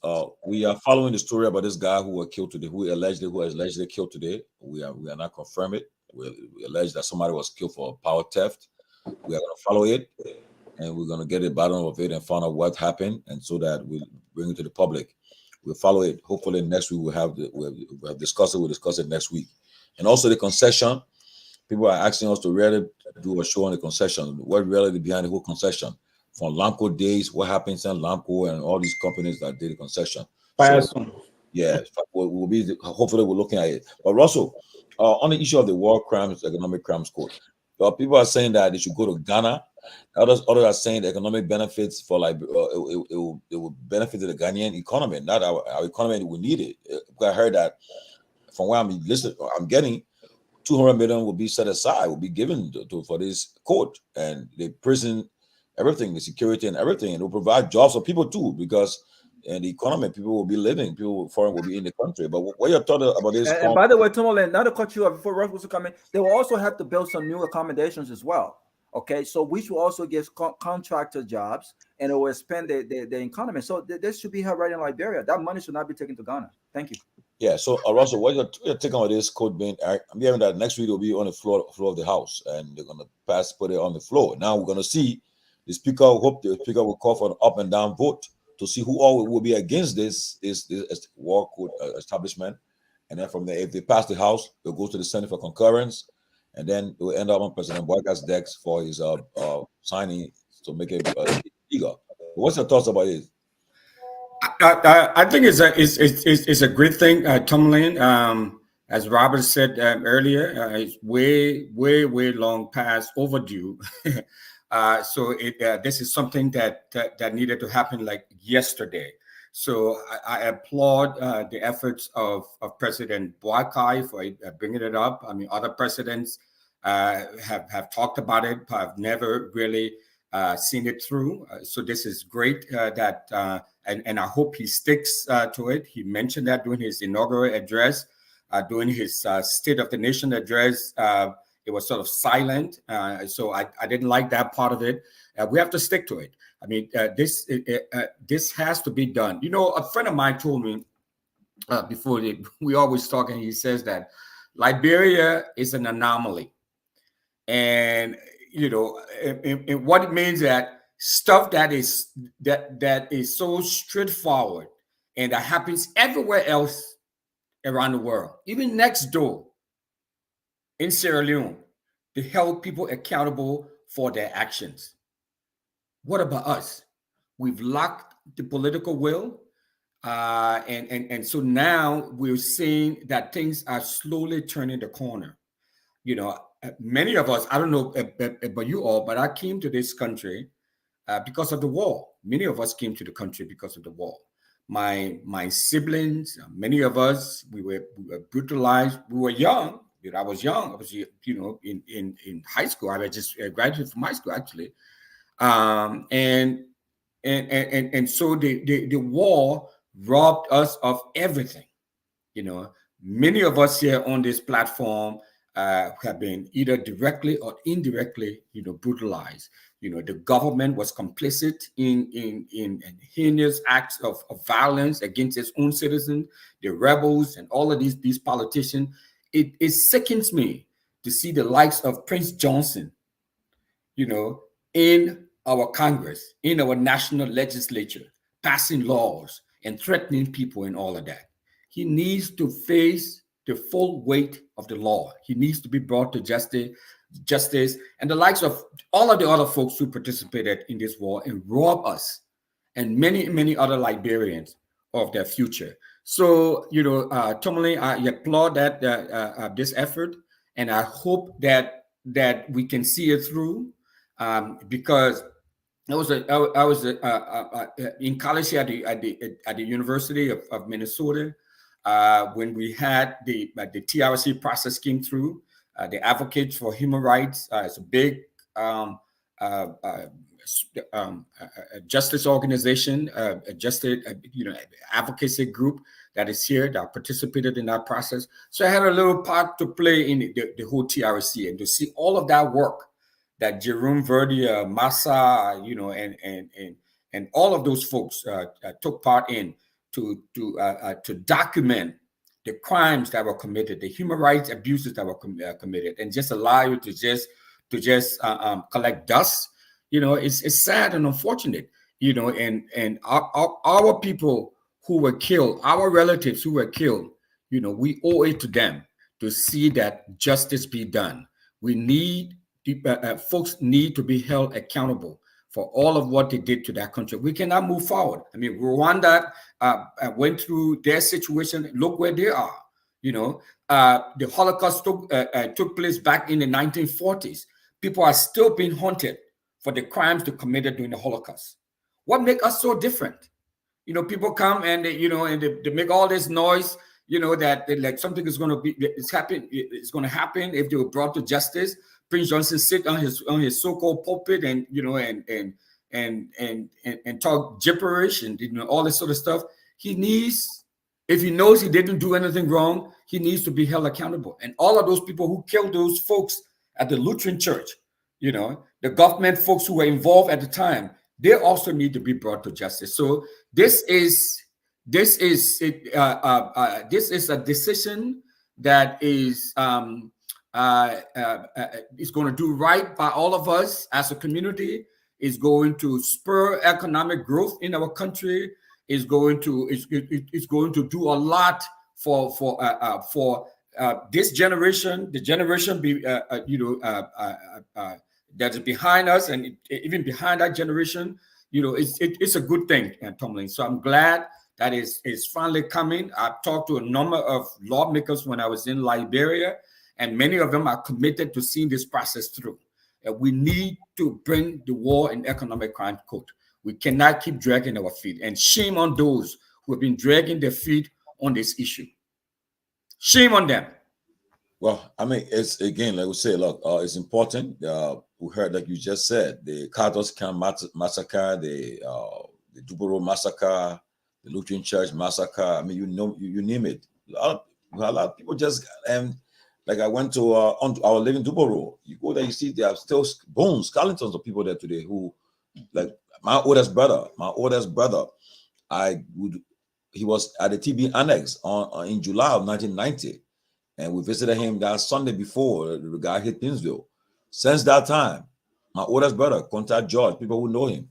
We know what he is today, and we know he got the whole place was ransacked. We know who did it, or we need to investigate who did all these things so that people can bring a closure to it. So, but let's hear from Pee-wee on this issue before we go to Duke, so we can end it and move to another one. Yeah, Pee-wee. Thank you. The last time we started moving through the system of all of the massacre, you talk about the Carter Camp, the Duporo, the 14th Street Sinkhole, and LPC also, there's some massacre in the southeastern part of Liberia, Maryland, Grand Crew, and Sando. Lofa County alone, I think there's more than 26 different massacres in Lofa County carried out at the time by Unimoke and that of Alert, if you combine all of them. So I would say this clearly. I do also support people to account. The accounting day should come. People should go and reckon with those days, and we establish. But you asked a very profound question now a moment ago about if the coach should be moved to Ghana or back to Monrovia or Liberia. Now, there's a lot of things. That's what I said the last time, and we didn't. Also, the issue about the international community got different way they engage into most of those issues as they unfold. If you don't have the infrastructure, sometimes they only want to come and start with totally new infrastructure. It's one of the problems. So we will have to now, as Liberia, part of the joint resolution in legislating this issue in our legislature, we have to be very meticulous and forward-thinking in terms of that, and more steadfast in terms of how we're going to approach this process. Part of the legislation should be including, if we can do it in a more expeditious manner, because we do have an area in part of Montserrat, between Montserrat and that of Bomi.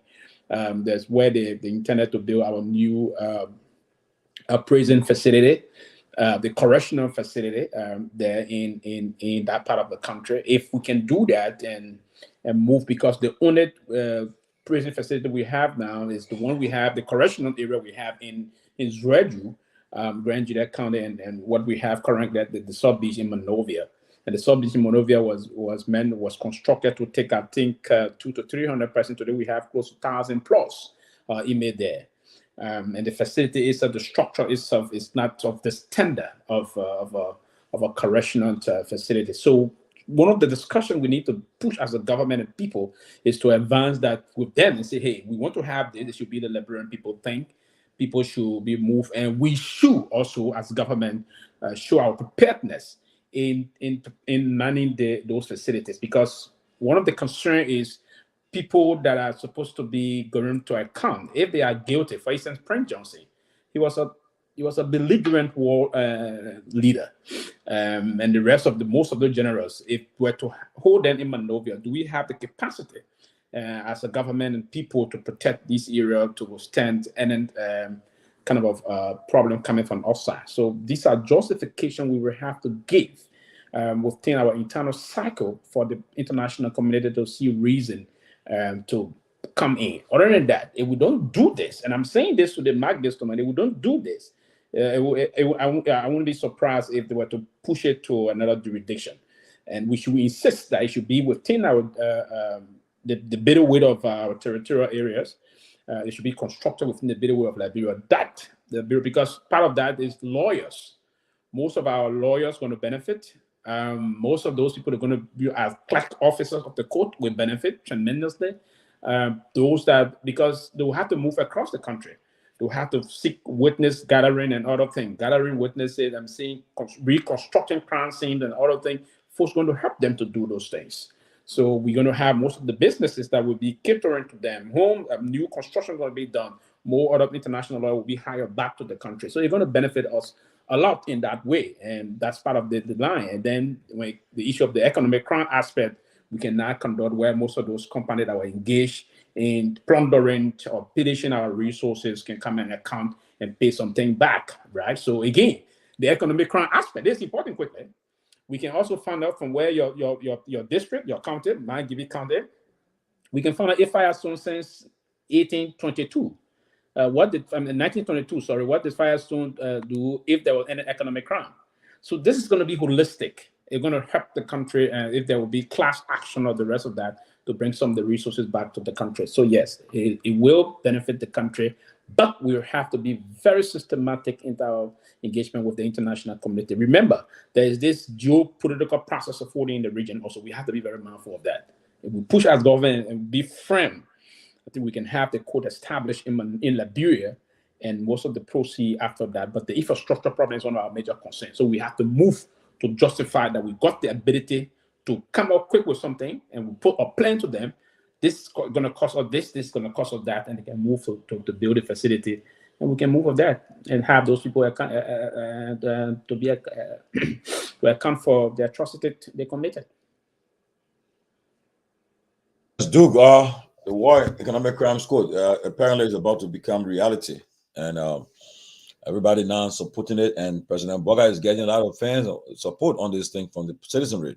But people believe that the president, since he talked about it during his inaugural speech, he has gone. He's going cold walking on it. Apparently, people believe that the interview with Alan White, who trying to spin it that it wasn't we all know it was a real interview, and now the president she's not really talking about it again. We don't know what's happening, but I think you think the president is on he's boxing, or he's under pressure now until he must act. Well, I mean, due to the last political process, clearly he's under pressure from both sides. But it's one of those things where he doesn't have much of a choice, because if this government must succeed, it needs to comply with what standards the international community is putting forward. And I've heard that they're very big on the War Economic Crimes Court, and I think the president understands that. Look, this is a legacy moment for the president. One of the things that we remember about Barack Obama is the Affordable Care Act. Every time you have an opportunity to leave behind a legacy of this magnitude, that's not something you can actually ignore. So I do see, wherein further steps will be taken. Look, I welcome it. We have actually cried for justice. Kudos to Massa Washington, kudos to Emmanuel Chavez, kudos to all of those campaigners for justice who have been, are putting themselves on the line to make sure that this issue comes to a forefront. Look, we need some level of deterrence for people to know that we can no longer do things, conduct things as business as usual. All right. Here is it, we see people who have violated our laws, people who've been sanctioned for economic crimes, right? Serving in government when they shouldn't be there. These are the things that I'm looking forward to. Another thing here is Tommy, I think the United States and our international partners learn a lot from the mishap of the whole Tiller process. They got rid of Charles Tiller, but a lot of individuals left behind that, allowed, right, a lot of things to happen beyond. We saw during the last regime when some of those ex-generals were released from prison to become part of Koji security at the MCC. And members, the budget was actually used to fund those kind of criminals, right, to be part of our government. These are the things that we're looking forward to.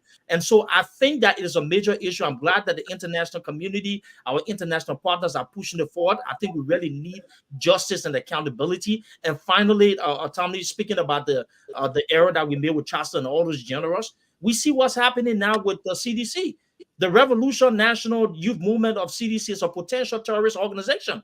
That's a breeding ground for terrorists. These are young men who have been brought from, a prison cell, now using this as an opportunity to work on behalf of people, work on behalf of sanctioned criminals like Jefferson Koji, who are financing them. Where is the CDC getting money from to sponsor press conferences and actually buy gears from these individuals? These monies are being pushed by individuals who are sanctioned criminals. And I think the United States and our international partners need to look at our CDC and declare it, a threat to national security and international security, because what we're witnessing, the continued poor rhetorics that we've seen, it is the same rhetoric that Jefferson Koji used before he was finally sanctioned. And I learned that Akara's Gray will probably be the next person that will soon be sanctioned because of some of the things that he's put for. But overall, Tommy, this is a serious issue. We welcome the War Economic Crimes Court. I think it's a deterrent, and I think it gives Liberian this assurance that people care about moving Liberia forward. And the moment we can start seeing some level of traction, it will help. And you know what? I want the prison center. Look, you can do it this way. From those high-level criminals like the Prince Johnson, and the Budnick and all of those people, they take them to Ghana. But we still need some kind of monetary allocation to build detention centers in the country, because I believe that, when this particular court gain traction and we start looking at the Economic Crimes Court, we may have former leaders and stuff who will be implicated and could possibly be in local prison centers in Liberia that would, that alone can make Liberians understand that, we're in a new Liberia and we're not taking steps to make sure we're solving some of these issues. Okay, let me recognize Paleto for contributing $100 to the TCA for the show. To continue the show. Pilot Toe, want to recognize you for contributing $100 to the TCA for the show to be on. Kept on. Thank you so much. Okay, let me say this too. The CDC government was not the government with the most sanctioned people. President Taylor government had the most sanctioned people. In fact, people were they were the strongest sanctioned. They even had UN travel ban. They couldn't even leave the country. And I think there were over 20 or 30 of them. So let it get it clear. President government was not the most sanctioned people in our history. So let me clear. And then secondly, do you know CDC? There's now no terrorist group with the CDC movement. And let me say further. And the reason why I don't want to even speak to it, because to speak to it is to follow dignified. Listen, I come do you entitled to whatever you want to say, but I will say this: take it or leave it. The CDC is the major opposition party in the country right now. They're the major opposition party in the country, and I would say also 2029 will soon be as soon as you blink, you see we'll be in 2029. And CDC right now, since the election, CDC is the only party so far that have been engaged in the Burger government. They had their own record of engaging the government, so they are the ones right now on the forefront. You know, as I said, during President Salih's administration, that Burger was vice president. Whenever the CDC threatened to protest or say something, President Salih will easily call or we have to talk to him. That's why it's important. This country, I repeat, is divided. We are got 49.3% of the vote. Burger got 50.6% of the vote. So as a result, I would expect by now, President Burger would have even invited President Cummings, all the political leaders, especially not the ones that endorse him per se, the ones that didn't endorse him, to come together. Look, to engage, reach out to them, say, look, the country is divided. I need you guys to I know we have your opposition, you be constructive in your criticism, but at the same time too, we have moved the country forward. Well, like what happened at the airport the other day with President and then other stuff happening with tender officials is not a good sign. Because right now, as I've learned, CDC Akaras will be here next week, I think, to talk about the protests. The protest issue is building up. Even the information minister was clear. He said it's not a good thing because look, all the meetings President Burger is having right now with investors and so forth, they won't put their money in Liberia if they found out that people are going to be protesting. People are going to, what happened in Kinjal? That's something that people were afraid. People are afraid now. So it's not a good thing. The best thing to do now in a divided country is to go up from the middle, try to be inclusive and be reconciliatory so that you can govern. Because if the CDC meant go out on a protest, what happened June 7th? June 7th, the government literally came to its knees. Had that protest sustained for another day, our government would have collapsed. So you don't want to see a situation where and people know CDC in opposition is now easy party in opposition. They know how to play that game. And if they put the people in the street and they start, people will not come forward to come and bring the money in the country. And it will affect the president Burger agenda. So let us hope and pray that the president will see reasoning and will reach out to the opposition and try to engage them for the good of this country. But let me say, there you go. I'm sorry. I'm sorry. You know, that guy, he has a secret or part, problem with Councilor Gongla. I love my man Tawan. I talk to him the most. In the night, 12 a.m. we're talking. So go ahead. I just want to make a quick comment here in passing. On the war crime issue, I just wanted to make this quick comment. Remind the audience and myself that during the last show, when we talk about the war crime issue, I said if this comes to pass, White Guy will be considered a matter of history. Because this is one issue that leaders that we expected the most from, like President Salih, walk away from that. She did not have the courage to even say, even if the issues affect me for the good of the nation, I will honor the desire of the nation. She failed on that test. So if Waka succeeds on this, I think you'll gain a lot of things, and I won't regret then voting for him in 2017, then I won't regret. Because in 2017, I didn't support him. So I won't regret why I supported him in 2017. Even though in 2023, I was just a Jeremiah Kun who said 2023, no, he can't support him. But so another thing is, it will also set Kun free, because if Prince Johnson is out of the political scene in Nimba, Kun would, most likely be the most popular person in the country. So it will be in Kun's interest to make sure that Prince Johnson depart the stage. And I think that's what Vice President Kun is working on, to make sure that Prince Johnson leaves the stage before 2029. And I've heard that kind of narrative in different Nimba chat room. I think Kun is solidly behind President Bouaka on this issue, to set himself free so that Prince Johnson can keep hammering him, do this. I think I see that. But also, I want to just make my last comment on Du's statement. Du, I like your exuberance, your energy on some issues, and on many issues for that matter, I must say. But to begin to equate someone on sanction being a terrorist, I think that's too far-fetched. I don't think Jefferson Koji is a terrorist. And I don't think the CDC organization is a terrorist. I do think so, and I can justify why. CDC is a viable, think so. CDC is a viable political establishment. And a domestic terroristic organization.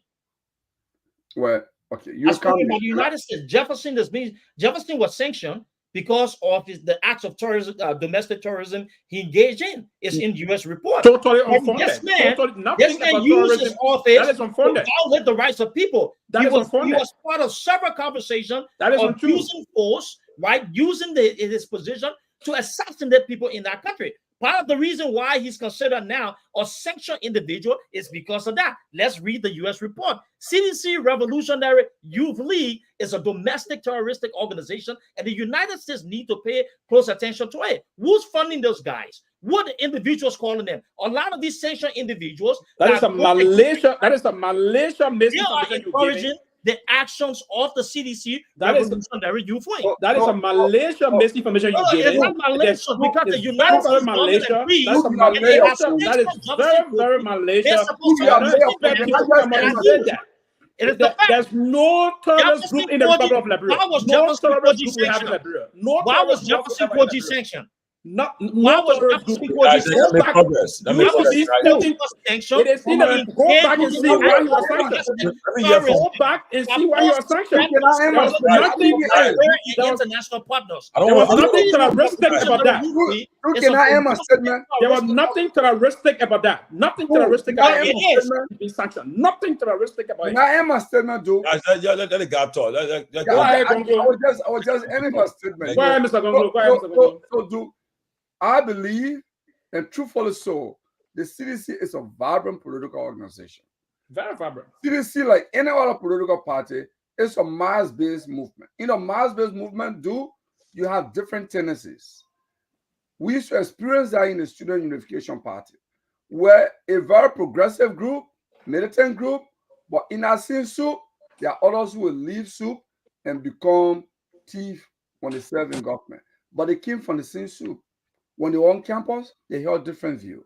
So the CDC is a vibrant political organization. The history of Liberia, political history, cannot be written completely without how CDC changed the politics of the 2020. We can't write that out. CDC, I think CDC has even shown us that you can be in opposition and survive, because they started as an opposition party. They never won election for 12 years. They continue to survive. So, we can go back to the U.S. or State Department report and what have you. Please, I will do so. But let me tell you. After you speak, when I give you the chance, Tomalin, give me 1 minute only. Would it take long, please? Let me present the facts. There's no 1 minute given to you because we only give you a minute. No. You don't want me to say it because it's the truth. I have respect for the show, and everything that I say, they are truthful. I don't come here and spew lies, and I will back it based upon credible evidence from the United States government. Okay, if you would come on the show and deny the United States government labeling this man as a domestic terrorist, then you have a problem. The government did not. That is misleading. That is misleading. No, I will That is provide the misleading. facts. Stop I it. will provide the facts. It is misleading.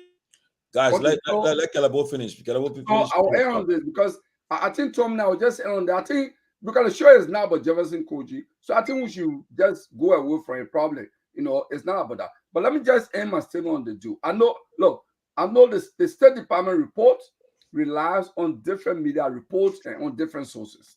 I'll point one source to you. One thing to you. When Natana Magé was sanctioned, part of the right out link Natana Magé involvement to the company that is building the RIRO. East, I think East International or something. Yeah, East International.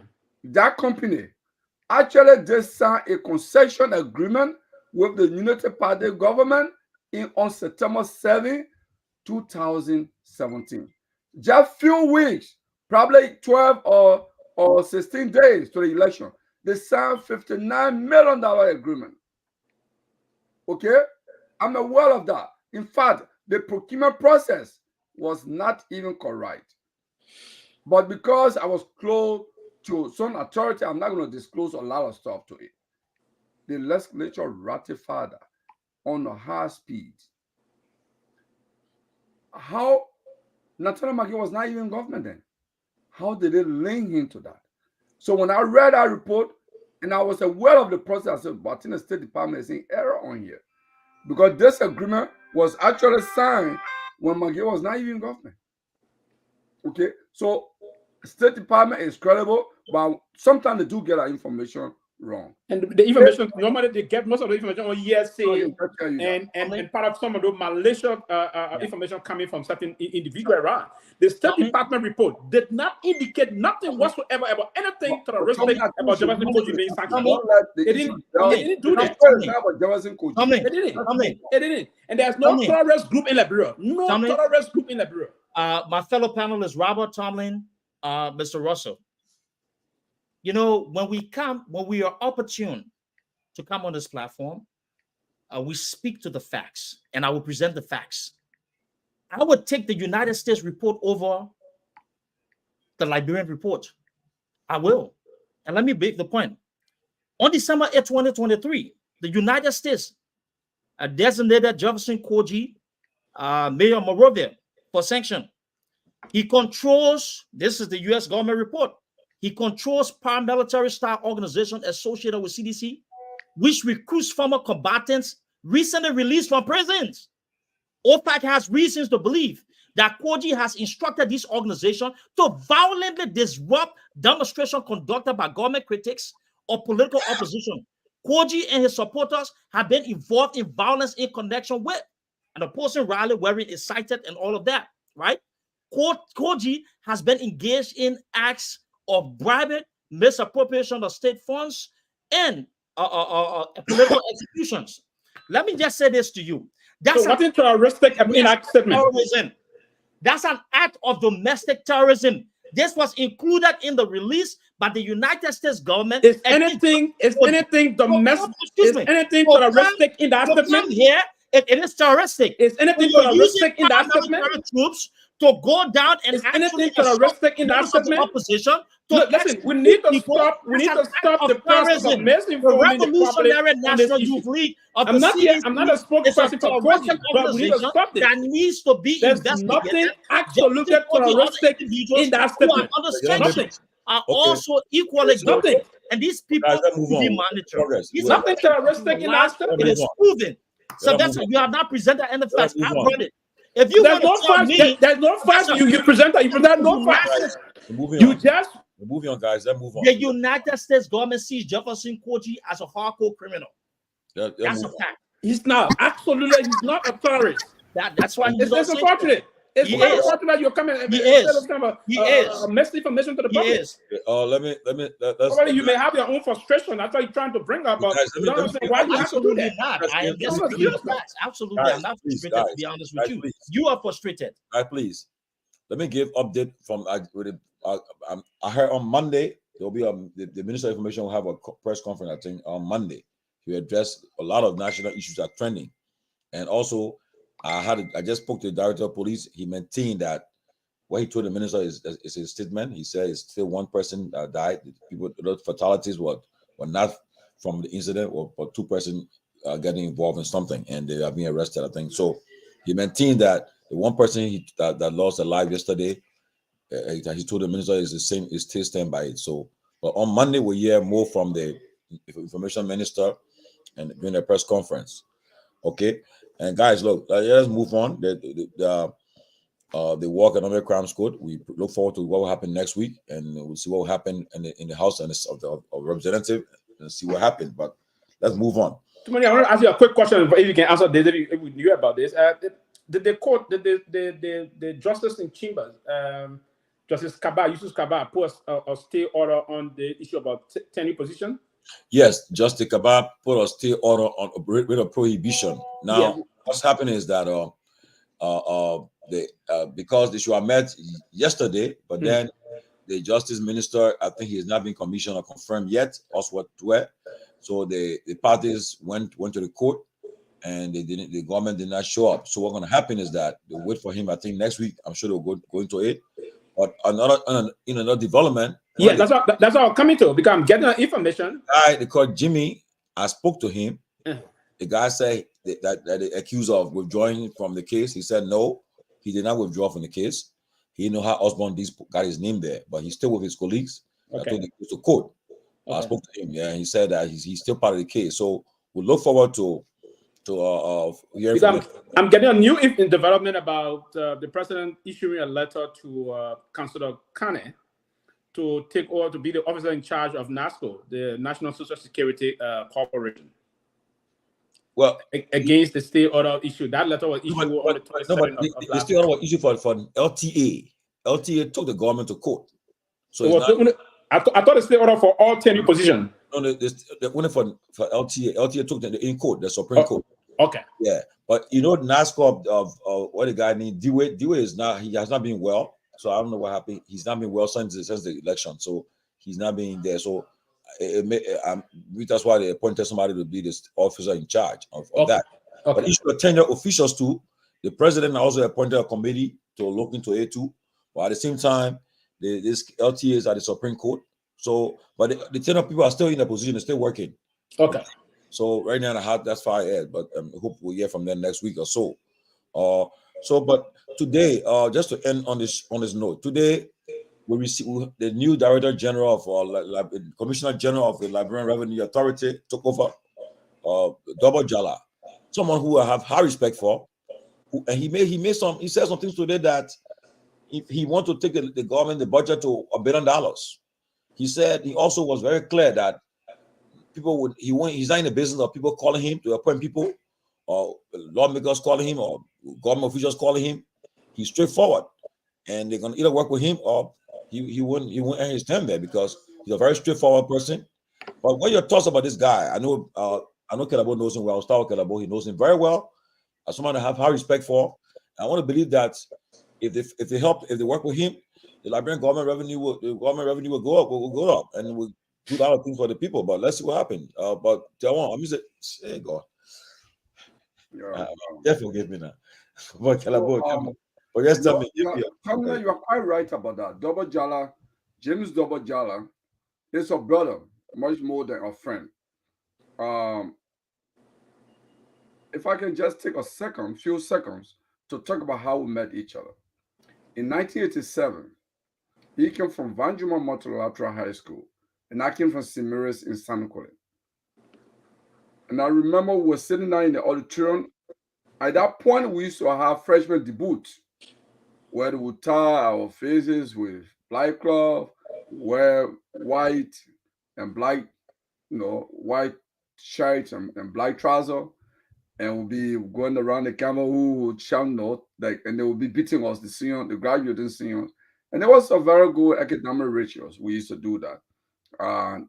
And when walking in the auditorium, I was like on the left, he was on the right, but now on the same line, probably 2 lines between us, but some distance, probably 10 feet away from me. But every time I look by, 2 or 4 would just make eye contact. It happened like maybe 3 or 4 times, and it became something magical. I think on a few instances, he started to smile. He said, why the guy just keep looking at me? So after the debut that Friday, Monday, classes started. And when we went to class, then he and I found ourselves in pre-calculus. I'm not an Indian lady called Miss Thomas, but we used to call her Sakwa Yanswa because she was a very tough Indian woman teaching calculus. And we met in the class. Oh, my man, about a few more minutes. So yeah. So our relationship started there, and we started together throughout. Anyone who went to the University of Labrador with the famous TH50, we sleep in TH50. We go in the morning, go to Fender, and our friendship has been there. But he's a very honest person. That's why on many show, and even on this show, I have said that's the only man I can be even chief officer to him. I can be a deputy to him. I can be anything to him because you know what? Our view, kind of align on many national issues and in our personal lives. But I've spoken to him. He actually did say to me, because a lot of people have come to him to provide information. Liberia has actually been raising billions of dollars in revenue. It has just been going to few powerful government officials' pocket. Saying he's not going to be pocketing that, he's confident that he can take the revenue part to $1 billion, maybe in 2 years' time. He's going to shut down all the loopholes. And I mean, Tomalin will talk on many of these things. Many high-profile government officials have been calling. I'm sending my list to you. I'm doing this. He said, no. If there is one vacancy, we're going to make an announcement in the newspaper and online. We're going to give tests. We're going to do interview. The best librarian must be hired for every job. It's not going to be phone call. It's not going to be, recommendation. The best librarian must get a job. I'm come to LRA because I'm considered one of the best. So if I'm going to hire someone, that person should be one of the best. That's his philosophy. And I think people should watch him. He will do it. I know him. He's a brother. If he say you're going to do something, you're going to do it. He's going to shake up those who sit at LRA and have their own clearing business. They have their own little shitty D&D. They should be careful now. There is a new commander in the house.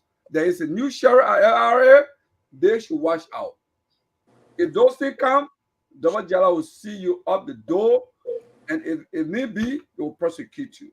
He will not waste time, and he will waste no time to resign if there is political interference. Because if I can even just take a minute to talk about some of the instances where he and Salih disagree on many procurement things, on some critical procurement stuff. When the Senate in 2016, out of 2016 or 2017, the Senate had money in a budget. They want to take cash from one Lebanese man in advance of all the procurement process. When it came to Public Procurement Commission, they asked him to sign on the voucher. He said, no, they never went through the procurement process. I cannot. Wezonga Finance, President Pro Tem of the Senate, they engaged the executive head, President Salih. They asked President Salih, asked him to let the Senate issue die so the government can pay the money to the Lebanese guy. He said, no, Madam President, they did not follow the procurement procedure. They have to pay the money out of their pocket. If you want your job, here is my letter of resignation. President Salih said, no, I don't. You be there. So the senators have to pay that money out of their pocket. So that's the kind of president I'm talking about. Who would disagree with president and say, take your job, I'm walking away. Well, I mean, I heard nothing but good things about the guy. I heard a lot of good stuff about him, and he was just from the Carter Center when he just worked lastly. People say the best things about him, but I don't know. But like John Malu right now is going through the issue with President Boyka. John Malu, was on a rescue team. He raised money for them, and a lot of things happened. He had a lot of high hopes, but right now, you talked to him today. He's completely disappointed. He's not happy. He's not happy with some appointments that have been made in government. He's very critical. He sent me a text today. Yeah, I mean, even me too. And he's not happy at all. And right now, the last thing he want to see is what's happening right now. So right, I don't know, but we wanted the best for our country. We wanted the country to raise more money so they can take care of a lot of priorities in the country. But if the money is not there, if they can't raise the money, if people interfere with it, I'm sure people will walk away. But Robert, let me hear from you in 1 minute. But only for Rob, Thank you. raising the money is one thing, though, and I think Mr. Jala has raised concern on that. That's why the president put him on the economic management team. Raising the money is one thing, but how it is applied. If you're going to be raising the money and all of these secret, you will not accept it. How do you? Listen, Robert, we coming. Already there's some, and we're waiting to get somebody mute. We're waiting to get more information. Already there's something coming on one of the officials of government already, the hands in the cookie jar already, and we get all the facts on it. We're gonna put it out there, and the president will be asked to either investigate it, and the person is found liable, it should be fired up and prosecuted. We're gonna get the facts on. We'll put it up there. We'll see how the president gonna handle it. But I want to hear from you. look, Tomalin, I'm sorry if he's watching.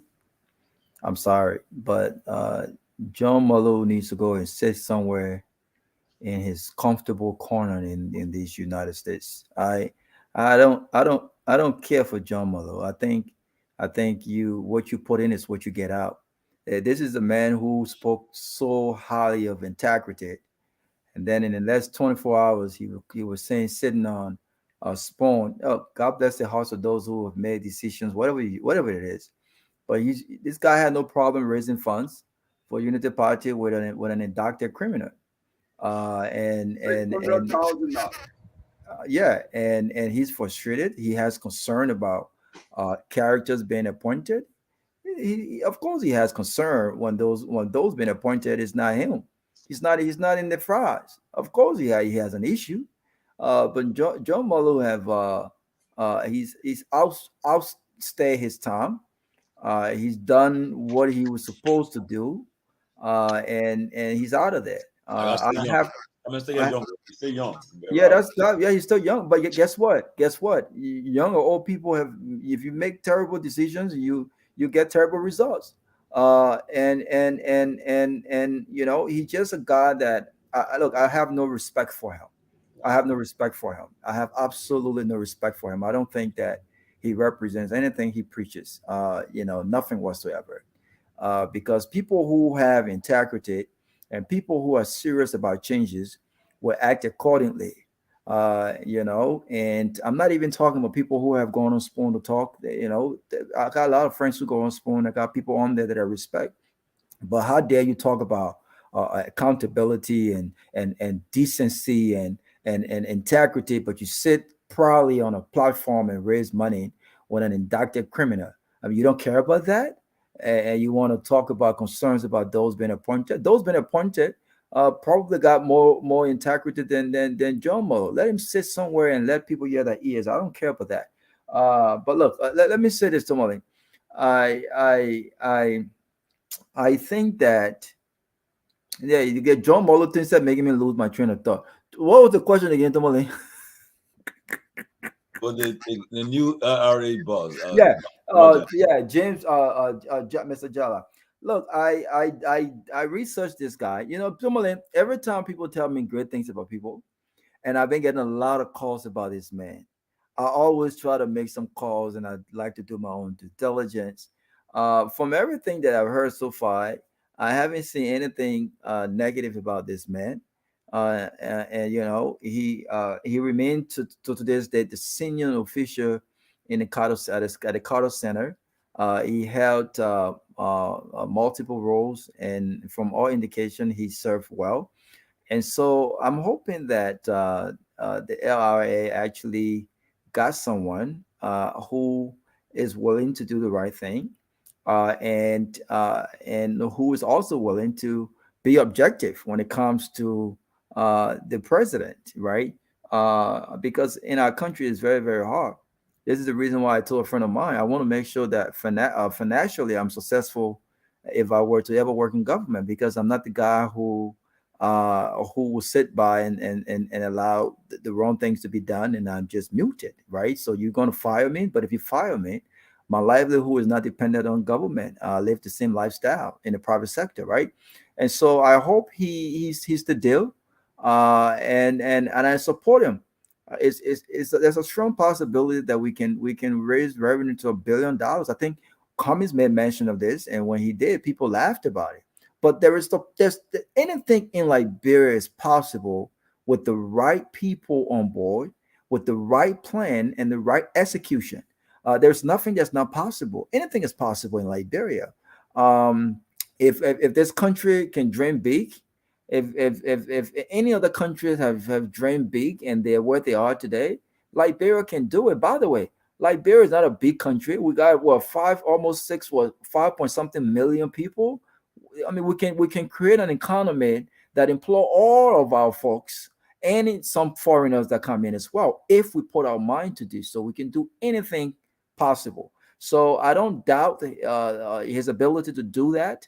And so we will be looking out to see exactly if he's if he's acting, if he's, because look, talk is cheap, right? And you got to speak and act, aligned at the same thing, right?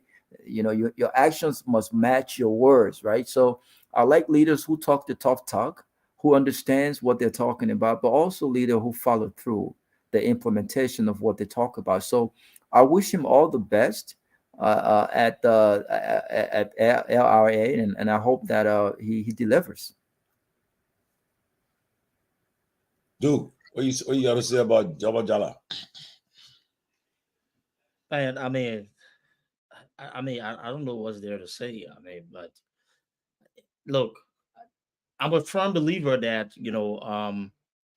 we need fresh minds when it comes to the development of Liberia, and people with questionable characters should never be in the forefront of leadership in that country. Right, but in the end, we will grade this administration based upon this performance. I am honestly looking forward to the first 100 days to see what has transpired under the new administration, and if we need to be critical about some of the missteps, we will do so. Right, mainly from the economic standpoint, from a leadership standpoint, all of the things that we've actually provided. But overall, Tomalin, look, I've had some concerns about individuals who are serving in government. I have concerns about Prince Johnson. I have concerns about people who believe in the Native and Congo divide being given opportunity to serve. I had all of those concerns. Unfortunately, the Liberian people, did not think that those key issues were necessary in making a decision. And in the end, Liberians still believe that the system is what they need to run to for solutions. So we will use whatever it is after 100 days to assess. But people who have questionable character should not be in the face of governance. That's why I'm excited about the War Crimes Court. That hopefully it will bring some level of sanity and hold people accountable. And when I spoke of finally, Tomalin, look, when I said that the courts, that War Crime Court is needed in Liberia, this is the reason why. We need to get rid of people who are just hindering the system, people who do not have any added value, just taking up space when we have competent Liberians with better integrity that can serve in this position to bring in the kind of leadership. But overall, we'll see. That's the choice. We'll see how it ends up after 100 days. We'll re-examine it. I'm just pushing for the War Crimes Court. I'm also pushing for the United States to continue to review the actions of the Revolutionary National Youth Movement, the CDC. I still believe it is a domestic terrorist organization, and I have the facts to bridge. So hopefully we'll be able to see some traction in that manner. Huey.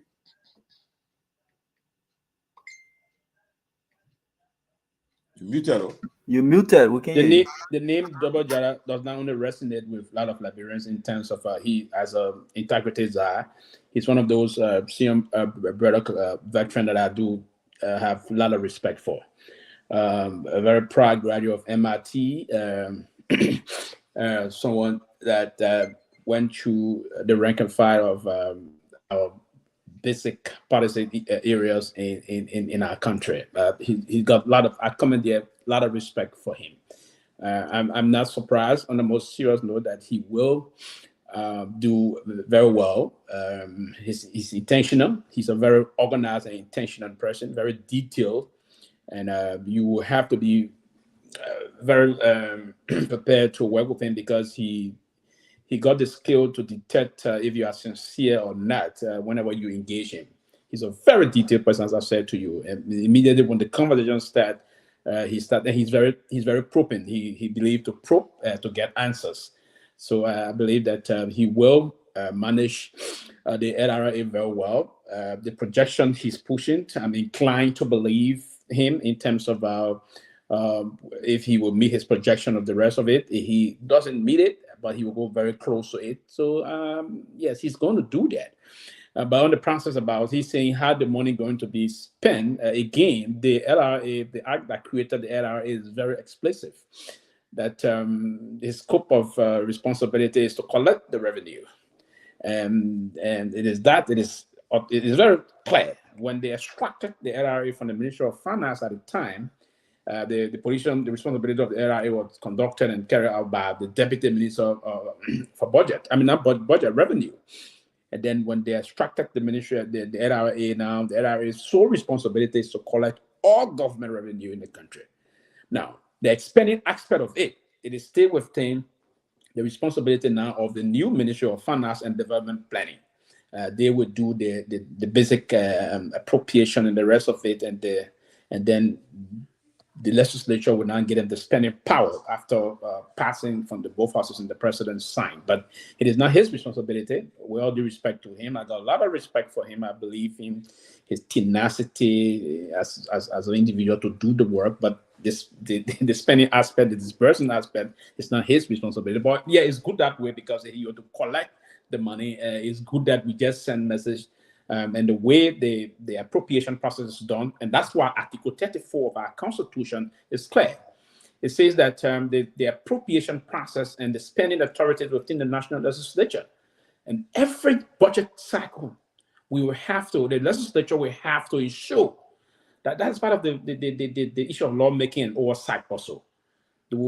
Every spending ministry and agency will have to give the budget performance report to the legislature. Then we're going to know how institutions spend the money and the rest of that. That's just the process. But quickly, before I close on this matter, you talk about John Molu. John Molu is my former boss. As coming out as a very young man, I was very passionate about him, and I respect him a lot. But I guess what the thought process of Mr. Molu when he was coming back to this administration, raising funds for them, and trying to recall how he ended with former President Eden Johnson's leave. They didn't part way very well, and that's the same administration. Mr. Bouaka was then vice president. And when he started the process of before even the president started a gift announcement, and I'm speculating here, I've been speculative, that the reason why they tried to cut him off, we believe that probably he would deploy the same type of tactics and the rest of that. That's one of the reasons they're doing what they're doing. So, and I was very inclined to believe that there would have been some problems around this time. But I do respect you on the most serious note, but I'm not surprised why he been caught up so soon. There's the same cycle coming from the Unity Party line. Unity Party would never allow Molu to get close to them. No. If Molu didn't know this, some of us, we are very much, we've been around for a little bit now. We know that they wouldn't allow him to do so. The way they parted in 2011, it was not a good way to do. And they believe that he was over inquisitive. That's their mindset. That's the thought process, that he was over inquisitive, and he tried to expose them or do some things and the rest of that. And he was more or less politically, most of his thing was politically motivated and the rest of it. So, but I respect him, but I was not surprised that he been cut off. Yeah, Tomalin, let me just add a second to Russell. Yeah, before Russell comes, just a second. If somebody is raising money for the government, the person know that the government is generating millions of dollars, and then they see a national budget and see the areas that have been prioritized. The person have a risk concern that we can't be raising the money, and then Jeff, you don't have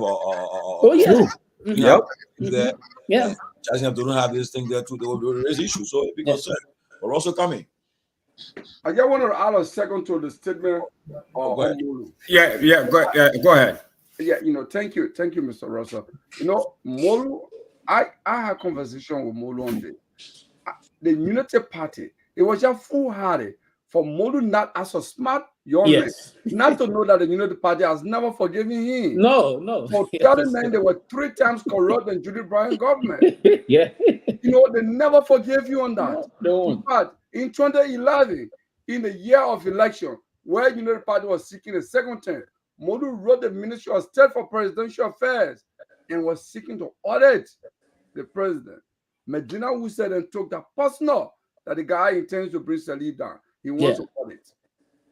You know, so and Bouaka was part of that government. Yeah, now the brother got the township, all of folks surrounding Bouaka, their intentions are clear. They didn't want someone Molu around there. No. Why do you want Molu? Why do you want Gonglo? No, you don't want them there because the intentions are clear. Russell, Mr. Russell. And on this quick, so we can go around the table. Yeah, not much to add to all of what have been said about Mr. Jala. I think at the end of the day, as we say here, the proof is going to be in the pudding. I mean, the comments talked about taking the budget up to $1 billion, and a lot of people, found it to be very comical. So now I see folks are embracing the whole idea. now that somebody else has mentioned it, so we'll see what happens. We'll see how that goes. I don't know him. I know him by extension and based on what many others. I mean, Mr. Gonglo spoke very highly of him, being a great friend who went to college together, started off college together. And Mr. Gonglo is a fine, decent, honorable man. So we sometimes you can tell, by the company we keep, the character of the folks based on the company that they keep. So we're looking to see how he performs. I mean, he's coming from the international community. It's a completely different system there, the INGO system, and so we will see how he performs. So at the end of the day, the proof will be in the pudding. The fine print is what we're going to look at. Okay, let me start with you, Mr. Russell. We have less than 10 minutes, so we'll start with what's on your mind. As today is Friday, what's on your mind, Mr. Russell? What's on my mind? I mean, the situation in Kidmount is concerning. Is really concerning, and it's disappointing at how those folks were treated. And I will also add my voice and emphatically call for a full investigation to be conducted. And what's also on my mind is that a number of the folks who are in power and authority there, it's really difficult to reach them to provide information. We've been trying to get a hold of the police director for a while to try to get clarity on some of the information that is out there. It's been difficult.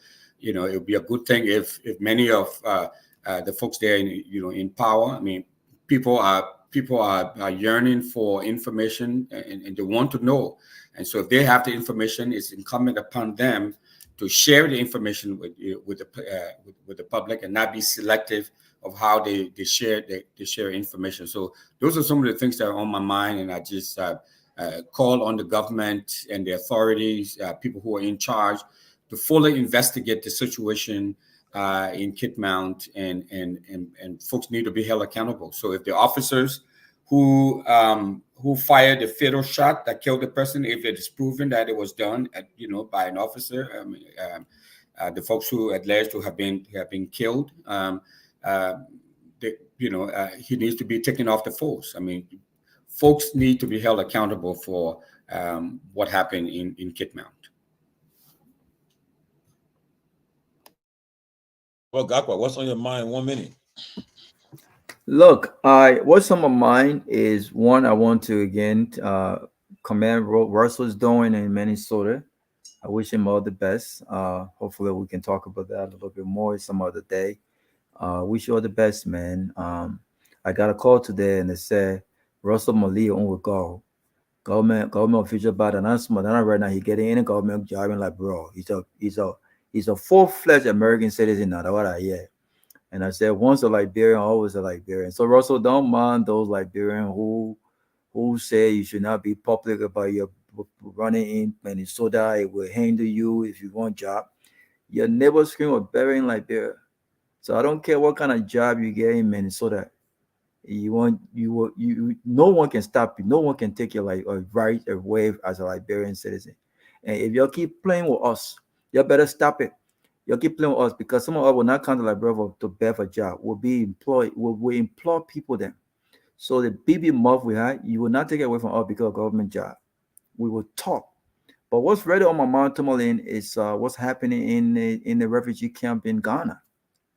I saw the demolition of those people homes in Ghana. As I speak to you right now, there are people literally sleeping who are going to be sleeping on in the streets tonight. Phone calls have been made. I'm not sure what the government is doing about this. A lot of these families have been in that place for 20 something years. A young woman that I spoke to, she doesn't even sound Liberian no more. She sounds Ghanaian. That things have been put out, and they have nowhere to go. Some of these folks cannot even rent apartments in Ghana.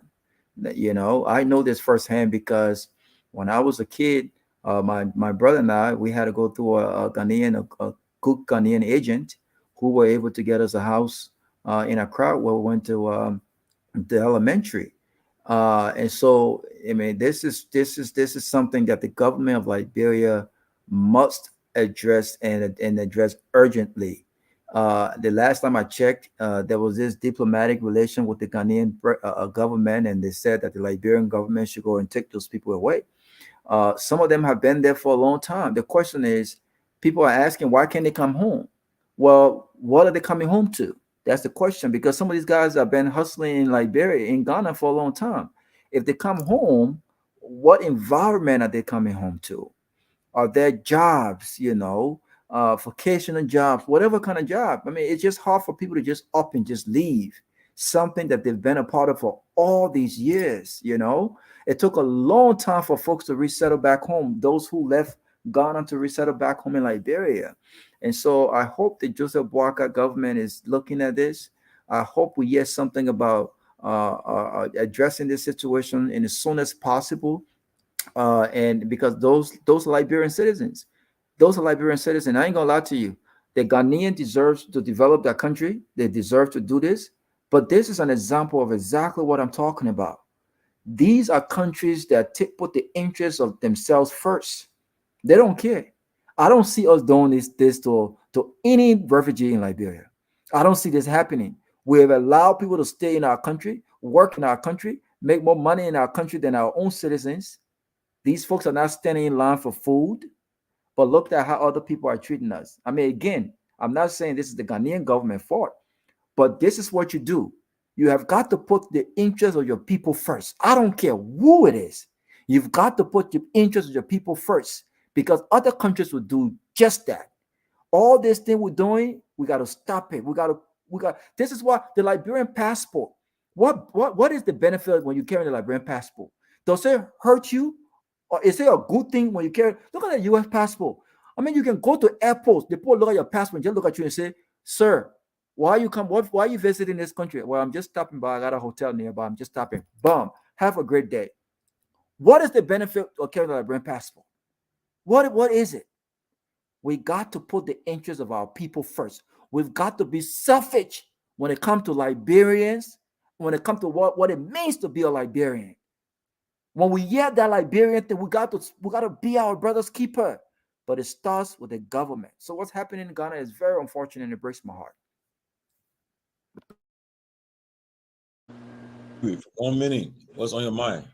Yes, basically, I will go back to Monrovia. Before then, let me say quick to Mr. Rosa, you've been doing a great job and the rest of that. There's nothing in our country. And most of those that are trying to move with this disinformation about getting an American line, you cannot know. Even the day you intend to contest the presidency, you can fight it to the Supreme Court, because the Supreme Court is very intentional about the issue about if you are born Liberian, you are Liberian. Nothing going to stop any other thing. Nothing whatsoever. Continue the good job here while you continue the good job back home. I would want to go back to the issue of the power theft situation. It is a very good thing that we push this issue of power theft in the country, because it is tantamount to economic sabotage. We know this, and we need to encourage Liberians to stop getting involved into power theft, because it is causing problem to the management process and the expansion process and the constant share of electricity across our country or Monrovia in its environment. But while we try to detect what folks are involved in by engaging into power theft and the rest of it is wrong. The application to stop it will have to be very legal. We have to operate within the legal framework. There was a legislation about this process that it will be it's a serious crime in Liberia now. And as a matter of fact, anyone caught engaged into power theft, there should be no bail. You go straight to jail while a case is pending. It is obvious that we have to respect that, but to engage into the kind of a belligerent style is wrong. That a young man that allegedly got killed today in the Carway, New Jersey area, is quite unfortunate. We can deploy kind of a workable mechanism that can get everyone involved into this issue. The community will get involved so that we can put halt to the situation unfolding about this power theft thing. It's quite unfortunate that we have to lose a very viable person and the head of a family. Today, his family is now grieving, and it's wrong. So folks need to account for this. We'll have to push behind this issue. Folks will have to account. Because if you would just grab someone, he's allegedly involved in power theft, and start to heckle him and pull him to the ground, smashing him against the four-wheel pickup and bundle him like you're trying to bundle. I mean, we don't even treat animals in that way and manner. I want to say Madam Bro being very proactive in doing other engagement in the country in terms of that, but that we have to respect the dignity and the human rights of our citizens. It's important that the dignity and human rights of the Liberian people should be paramount. If we don't prioritize those things and want to subject them to those kind of untoward and inhuman treatment, it's wrong. So I think that's actually on my mind this evening, and my hearts go up to the family as we wait the outcome of the investigations about his demise. Tomalin, 10 seconds, please. 10 seconds. Just 10 seconds, please. I gotta say this. And again, you come to I will come to Liberia. You won't come address me. Come address me. But Tomalin, Maribor has always been aggressive, man. And at the same Maribor would take kids from school and go flog them in the street. I mean, you can't. Then they said this is what Maribor wants. You can't. You gotta be diplomatic, man. You can't take the law in your own hand. You can't be fucking people and doing all of this stuff. We don't live in a war zone. We live in a country of laws, man. So Maribor got to act accordingly here. You can't be taking people, husbands and sons, and start beating them. You don't try that stuff, man. Don't do that. Maribor she has become irresponsible here. Wow. Calabo, the math genius, what's on your mind? Tomalin, thank you. Here's what's on my mind. Several things. I'm going to limit to a few. First, we are in a country where there is a growing culture of impunity. So we have a new administration. This new administration needs to show to Liberians that it's not going to be business as usual. We have a situation where police will beat students, police will brutalize protesters who protesting just using the rights given them under the Constitution, and government will use its security institutions to basically brutalize them, in certain instances kill them, and nothing will happen. In less than 38 days of this administration, we've seen all those, we've gone full cycle of those same verses that we thought we should depart from. We've seen the invasion of the University of Liberia under President Boyka. We've seen the killing of armless citizens of Liberia, whether one person. One death is too much. In Kinjor, we've seen destruction of lives and property. We've seen a situation today, in Kawa, over an alleged power theft. When we know it is well established that government officials, people who enter the legislature as a poor person, they've all millionaires. They all turn to big business people. but they are protected by the state. But a poor Liberian trying to earn his living is accused of power theft, meter theft. That is, I think the value cost of that meter used to be $75. When I was in Liberia, I understand it's now $150. The person life is taken away for $150. When there are people in the legislature who allocate $30,000 to themselves and walk away with it, unaccounted for. In fact, they write the bill and say this money cannot be accounted for and pass it into law and walk away with it. There is public outcry, but they took the money anyway. What an irony in our country. That others will legislate theft and others lose their life just because they are accused of theft. Those are things on my mind. We're beginning to see all these things. So we have not begun to see the change yet. We've not begun to see the change yet. 30 seconds. And it is an obligation of President Bouaka to show to us, yes, that he means well. If it is going to be the same old, I will not be surprised. I will go back to John Gunter in 1943 when he went to Liberia and he described how corruption was in Liberia. That book is called Inside Africa. This is a book. It's on Amazon for $5. It was published in 1953. Wow. Inside Africa. You read this book, an American explorer, I think anthropologist, he and his wife visited President Tomalin, and he described corruption in Liberia. If you read a book, you think you're living in 2024, in 2024 Liberia. So we need to see a change, and that obligation is on President Bouaka. That's all on my mind. Do what's on your mind. 1 minute. Yeah, before I go, I got a quick call from Lofa. I just wanted to ask a question real quick. Lofa, you here? Thank you, guys. Great show today. Quickly, when is the deadline for asset declaration? I'm yet to hear from Amara Khanna. Does anyone know when is the deadline? I just want to ask that. That's on my mind. All right. Guys. Thank you, Lofa. So what's going to help us there? When is the deadline?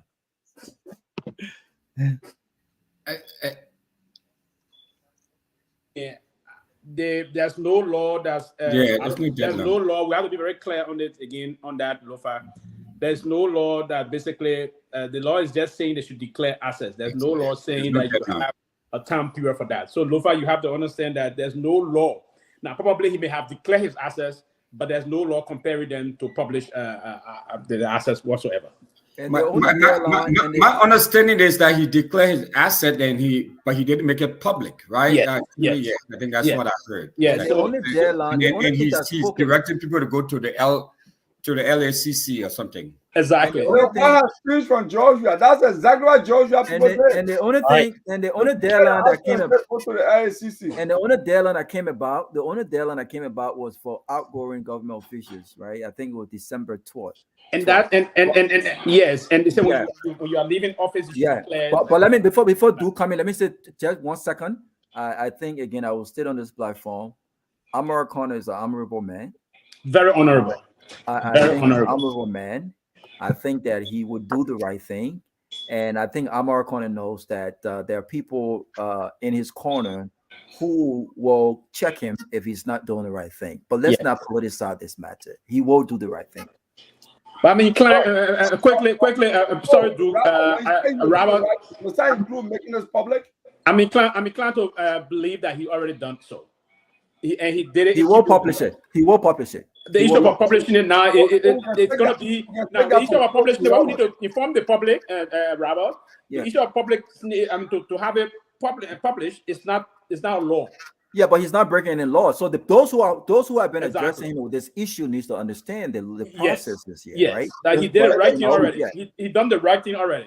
Okay, do 1 minute. Now he will have to come for himself when he do so. After the Friday one. I mean, what's on my mind? The first thing, look, I mean, there's some level of sadness about that news that just broke about the man in Caldwell. I don't think anybody should lose their life because of power theft.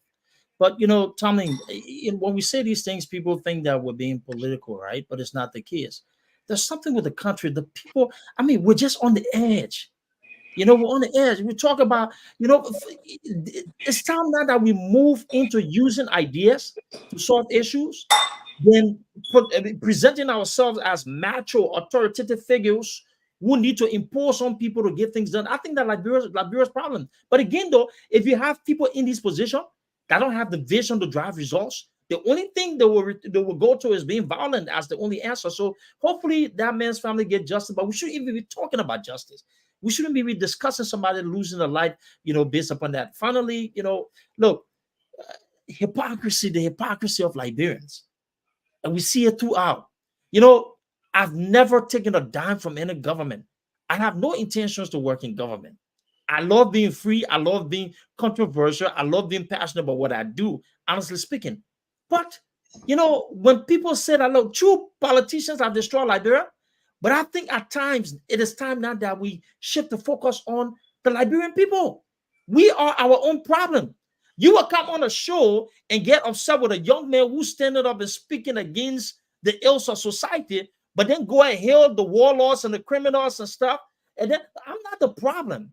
My outlook and perspective on the issues in Liberia does not mean that I'm part of the problem. You are part of the problem because you allow abusers, you enjoy the presence of abusers, people who will do the wrong thing. Those are the ones that you support. You don't encourage good people who can stand up for reform in our country. So that's what on my mind. Hopefully we'll move that point, but we wouldn't stop talking, man, because at the end of the day, Liberia deserves better than hypocrisy. Well, guys, what on my mind is I know on Sunday we'll be hearing from. I know the president will be in your church. We'll be preaching. President, we all go to his church to preach at Fuck the Crown. And I heard that Prince Johnson will be preaching at his church too. It'll be interesting. Interesting. We'll be hearing the sermons from the two churches. I heard that all the seats at Funkekon has been booked. It'll be interesting time at Fuck the Crown, the church, and then PYG church. We'll hear what happened. And then also, the issue also is about I just got information that according to the police director, now officers were injured, and so we hopefully on Monday we'll get all the facts. But he said now officers were injured in this. You invite him on the show? I will invite him.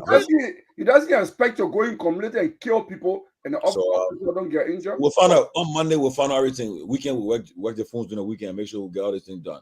But guys, look. It's been a great show, but you know, last on my mind is Winfred Russell. Look, Winfred, you are my choice of mayor of Monrovia. I'll be honest with you. If Liberia was not a black country, you have been appointed mayor. I know you're playing for that city.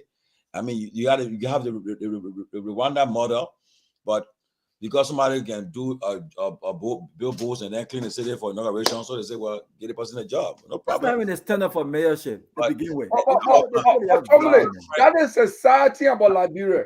My friend, they have made a state of mayor of Liberia. Do I have to say that?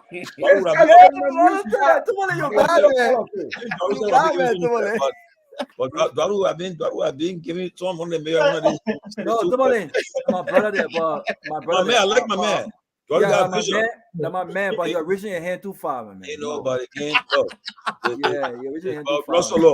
Russell, I just told more Russell about that election yesterday. On Tuesday that happened in Minnesota, and I really want you to be in the state or Senate legislature. Just take us home with it. Thank you guys, and it's been a wonderful show, wonderful time always to come here and share thoughts and share ideas about how we can move Liberia forward.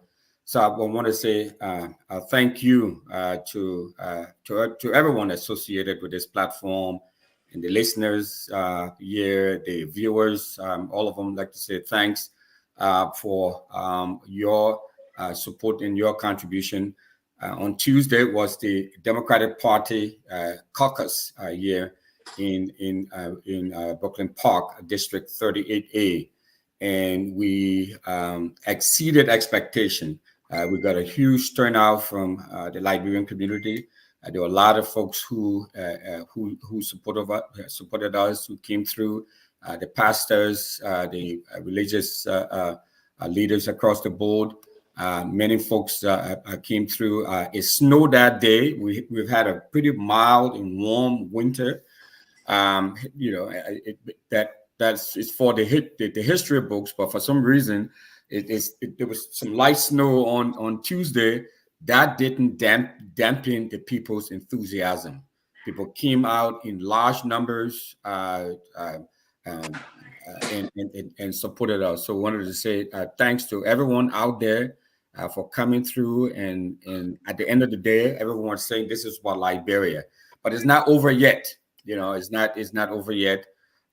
We have the convention that is coming up. So the convention is going to be April the 13th, Saturday, April 13th. It's going to be an all-day affair. So all of the folks who sign up as delegates on Tuesday, those are the folks who are going to be voting on Saturday, April the 13th, to endorse a candidate, a Democratic candidate, who's going to go to the general election in November, and is going to meet the likely opponent is going to be a Republican.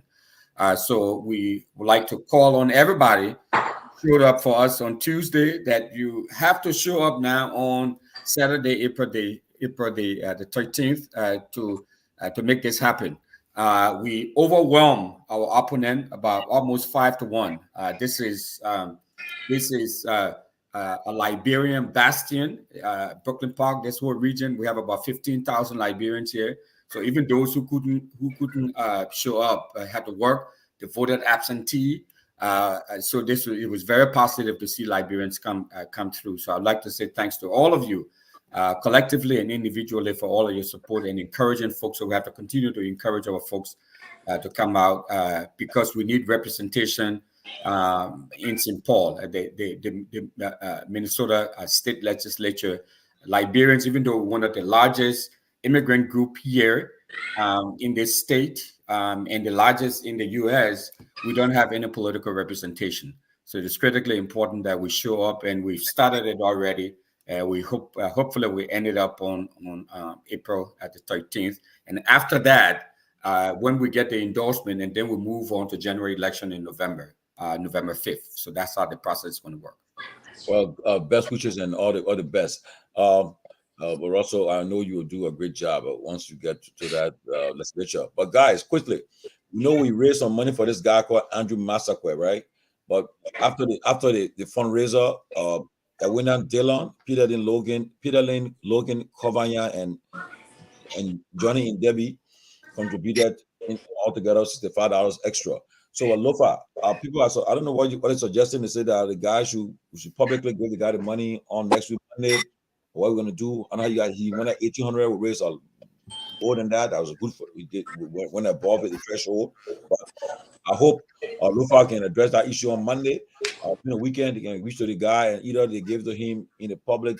I don't know about whether it's by own security concern. I don't know, but they want to make sure that the money is presented to him so that he can do his surgery and so forth. But the money, I think so far the money is almost, I think I'm mistaken, is almost close to almost $3,000, $65. But I want to say thank you again. But anybody get any thoughts on it before we end the show? Tomalin, I think that and people have been calling me yesterday about that, and one of the questions they were asking is whether or not we did our due diligence as a platform. And I said that, well, you can't blame us for anything yet. We're trying to help someone who have a story. So with regards to the money, since the money was raised for a surgery, I think that we need this is just a suggestion, help facilitate. Let's identify the hospital, right? Because the possibility here that you give that man that money, we're not sure if a surgery was being done. And then there's also a possibility where there could be further surgery recommendations after the first phase, right? And so if we don't know the hospital he intends to go, we will not verify whether or not surgery has been done, right? And so those who contributed to this cause, I think they need to be kept updated on the progress of this situation. And so if I was doing this, I would not necessarily put the money into his hands. We will open up an account, identify the hospital. Well, but at least we need to identify the hospital so that we know that the money is directly going to the hospital and for that purpose, instead of giving it to him personally. Because he does anything with it, it means a done deal. He comes back again. I think I hope the advisory board, the chair of the advisory board. I think Lofa, the advisory board for TCA, I think they should step in and handle that issue because that's money you handle it because Judge. But quickly, I think we should just trust because we listen to his story, right? Because to identify the hospital and do this and I agree somehow with Robert, but to identify the hospital, they're not giving the money will take some time and what have you. We should trust him, and that's the first time. I think he brought his story. It was a very pathetic story. That's why we came in the way we did. Because I mean, if you had to name the hospital, if it's going to be in Accra, he said it's going to be in the Kwadabu Hospital. That's the biggest military hospital in Accra, Ghana. So I mean, he said the Kwadabu Hospital. If that's the area, because to wait and say, who are we going to give the money to? Who's going to do this? Who's going to coordinate those areas? It will be taking some time. That's my suggestion. But I think we should just trust the guy. And then he move him because that's his story. It's about his own. Yeah, so I think we can discuss this off here. So Lofa and the advisory board, you guys can handle it and let us know about Monday what will be the final say. But the only thing, maybe when he received the money probably home, then he can count the air and pronounce that he got the money and he'll be going this day for his treatment. That would be okay. Also. Meanwhile, tomorrow we'll be at the high table in Germantown, Maryland. We haven't done more dry red potato greens, fried okra and butter. Tomalin, I got a shout out to Amar Corner. He's watching. Shout out to the people's senator, Senator Amar Corner. That's my senator, and I know that Amar Corner will do the right thing. He's an honorable man, like I always say. He's always done the right thing, and I know that he will do the right thing. Amar Corner, thanks for tuning in and thanks for watching. Yeah, and AMK. Let me say this also quickly. AMK is one of those that. Who always, and he's one of those generational leaders that have promoted and projected liberal image very excellently, and I will never believe whatsoever that. So you guys are vouching that finance minister the Samuel Toy. So you guys are vouching that he's going to make his asset public, right? His asset declaration to be public. Listen, that would be so we can count on you guys, right? Mr. Russell, that would be on his own volition, right? But I believe that he will do nothing contrary to the legal tenure of the country. That would be on his own volition to do that. But he's been a great leader of our country, and he's been one person that has tapped into the young people and the rest of them. This for the right thing. No, Peabody, don't even go to question, man. Do you believe that? Robert, hold on 1 second. Do you believe that Amara Corner was a better finance minister than Samuel Toy? Listen, let me say this so you want to push that to me. I will say this clearly to you. Listen, let me say this. Amara Corner was one of the best finance ministers ever that I've seen. And I will systematically say that off here. I would say with no idea of anything will have stopped. Was he better than Samuel Toy? He's one of the best finance ministers. Was he better than Samuel Toy? One of the best and enterprising finance ministers. That's the question. He's one of the best. He was better than Samuel Toy. Okay, you said that he was better than Samuel Toy. I'm not. Do you want to listen to me? I said to you, he's one of the best and enterprising finance ministers ever. Leave that alone, man. Leave it alone. I'm not trying. I think that he was better than Samuel Toy. But can you say that he was better than Samuel Toy? Robert, on a serious note. Let me know. But listen to what I said, right? Right? I would choose. Okay, let me answer this way quickly, Robert. Quickly. Let me answer this way. I would choose quickly. I would choose Amara Corner as my finance minister of Liberia. Okay. Sylvester, I have one question. How did he build his wealth? Come again? How did he build his wealth? Thanks for being. Mario, before he came to Liberia to take the job to work in the office of the president as the communication director in the president's office. He worked here in the U.S. As a refugee boy back in Guinea. He worked there with IRC. I can't remember the name. No. He came to the U.S. He worked in the U.S. He came to the U.S. He worked in the U.S. He worked with the government of Liberia from the Ministry of Planning, and then the Ministry of Finance, and then the World Bank. So I'm not going to be as first as but the truth of the matter is he built his wealth while he was Minister of Finance. I think his wealth prior to that. One of the issues we're having in Liberia is our focus on transparency and accountability, right? So we are administration that was. Do you know that he brought the Open Budget Initiative? He exposed about the Open Budget Initiative. He brought accountability to our budget system. The only minister that brought about the open budget. Gentlemen, Right? Can you let me talk? Yes, so accountability, give me it for it. Give it to him. Can you let me talk? Let him Go take ahead. the example of Musa Ability. Let him take Musa Ability example. And put Can his you let me talk? I'm getting information that Amar Kone is one of the people they're looking at for 2029. So I see why guys are running. I'm saying he's aggressive. He's aggressive. I'm getting here. Go ahead, Robert. Let me say this. Robert, please, 1 second. You are supposed on the same issue, so we should speak. No. Listen, I want to make the statement. I want to make a very strong statement, and I want to be on record here. I was a critic of the man in question, and until I met the man in question, and there were serious conversations around mandates. Amar Kone was not a perfect finance minister, but he did what he could do. And I will set this on the record. Amar Kone would not have been any recommendation for his dismissal in the first 2 or 3 years of any administration, unless he willingly left. I said to the administration of President George Weah that if I was President George Weah, it's not that Senator is not a smart man, because if he weren't, they would not have consulted with him during the Ellen administration. But I didn't think that his economic policy were actually yielding the kind of results anticipated. Amar Kone is a standout character.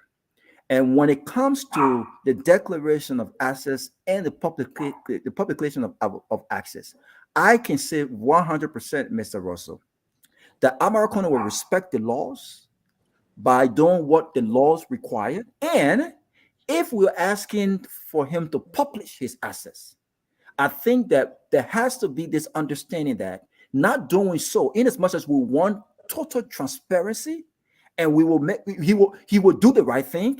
He will do that, but we have got to be very clear that he is not breaking the law for not doing so.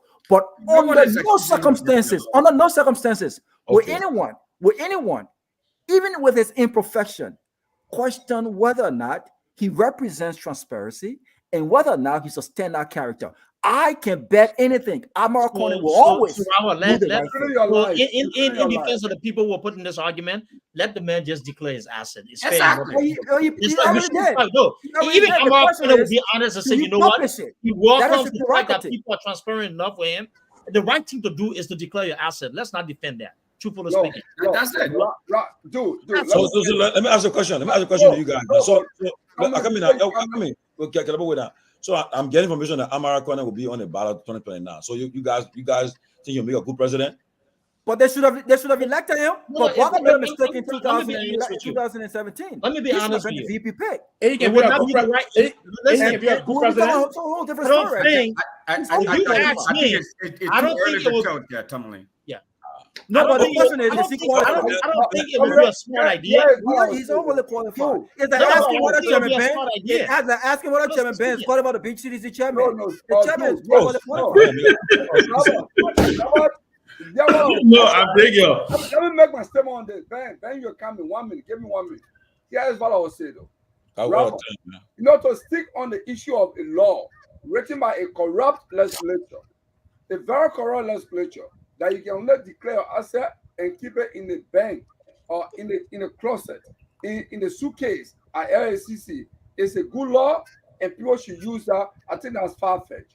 We have been banking on the WIA administration and previous administration for lack of transparency and accountability. Mm-hmm. Here, you have to seize on the moral high ground. You declare your asset and publish it. Others have been doing that. That is the expectation of the public. I'm not disagreeing with you. That's not my contention. I'm not disagreeing with you. What I'm saying is, Mr. Gonglo. No, but I'm not disagreeing with you. Mr. Gonglo. You're convinced that the legislative branch is corrupt? I'm saying, look, if there's something you agree that the legislative branch is corrupt? It's corrupt. But you also disagree that CDC is not a domestic terrorist organization. Oh, but that's far. Yeah, man. Come on, man. Are you serious? Remember the argument that he said sustained. Are you serious? Are you serious with calling CDC a domestic terrorist organization? No. I don't want to split your egg in by science. Dude, that's Hold on below 1 second. the Let me belt grab my for you, train of thought. man. Let me go back. No, The Revolutionary Dude, National that's Union, below the CDC, belt for you. is a That's terrorist below the belt. organization. I have the facts. Ben, let's But use to ask Ben, the Ben, question, Ben, got no facts, man. I'm Stop it. asking What for are the you at? facts. I have That's stated the below the facts on the belt. show. I presented the facts. I Dude. presented the facts on the show. Let's focus on the asset declaration Prove thing. me wrong. Prove me wrong. You guys only want to be supportive of an organization that is destructive. That's the problem. That's the problem.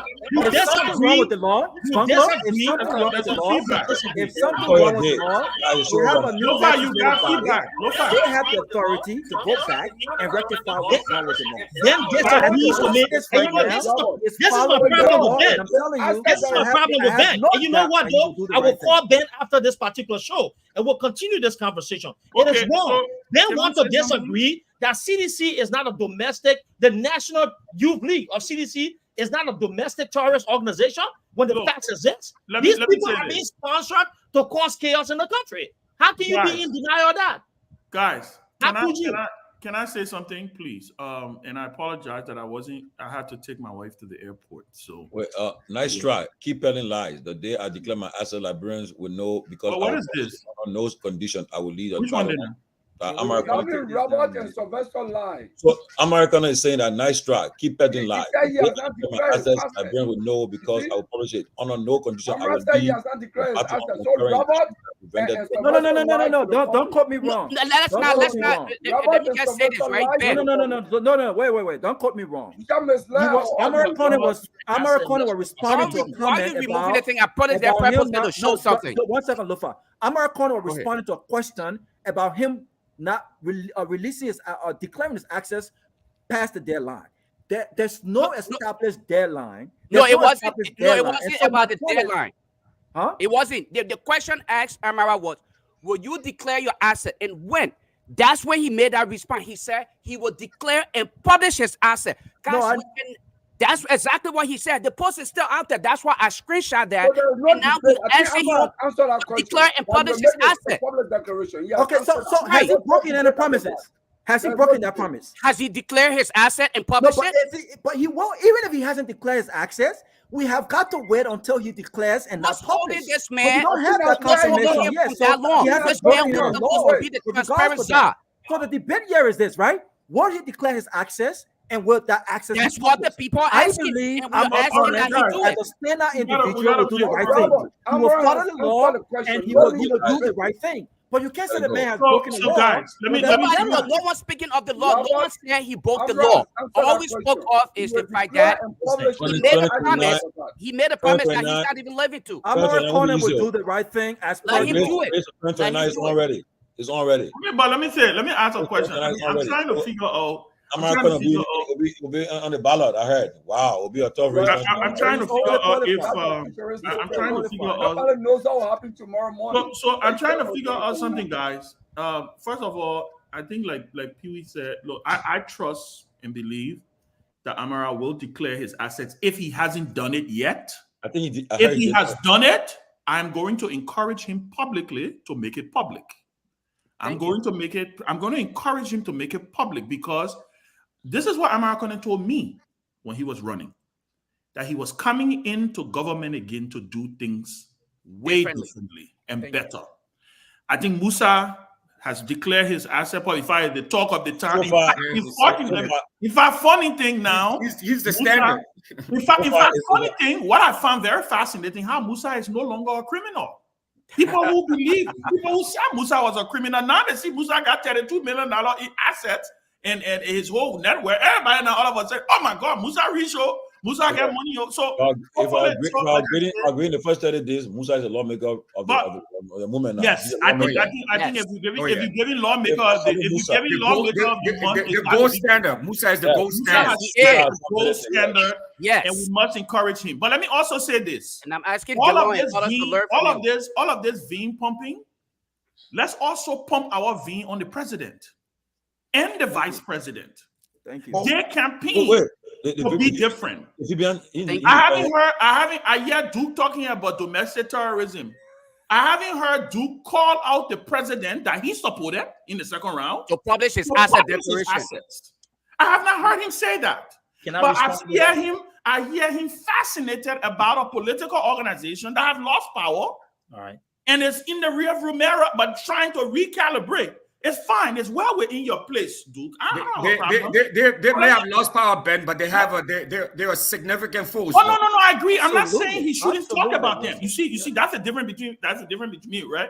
I believe CDC government need to be held accountable. I believe wherever, and I agree with Duke. The gold standard is when we have CDC government, we compare CDC government with Ellen government. Right now, we're going to compare Boycott and we're going to compare CDC. Right, so I don't have a problem. I would just say it for the record. I believe if Senator Amara Conan from Bapolu County has not declared his assets, I will encourage him to please do so quickly in the short period of time and make it public, because I think a standard has been set. I will also call on the president. You know, the Unity Party people have made it. You know, the president declared as he did a fanfare, he carried it there, but I hear nobody pumping their veins about him making it public.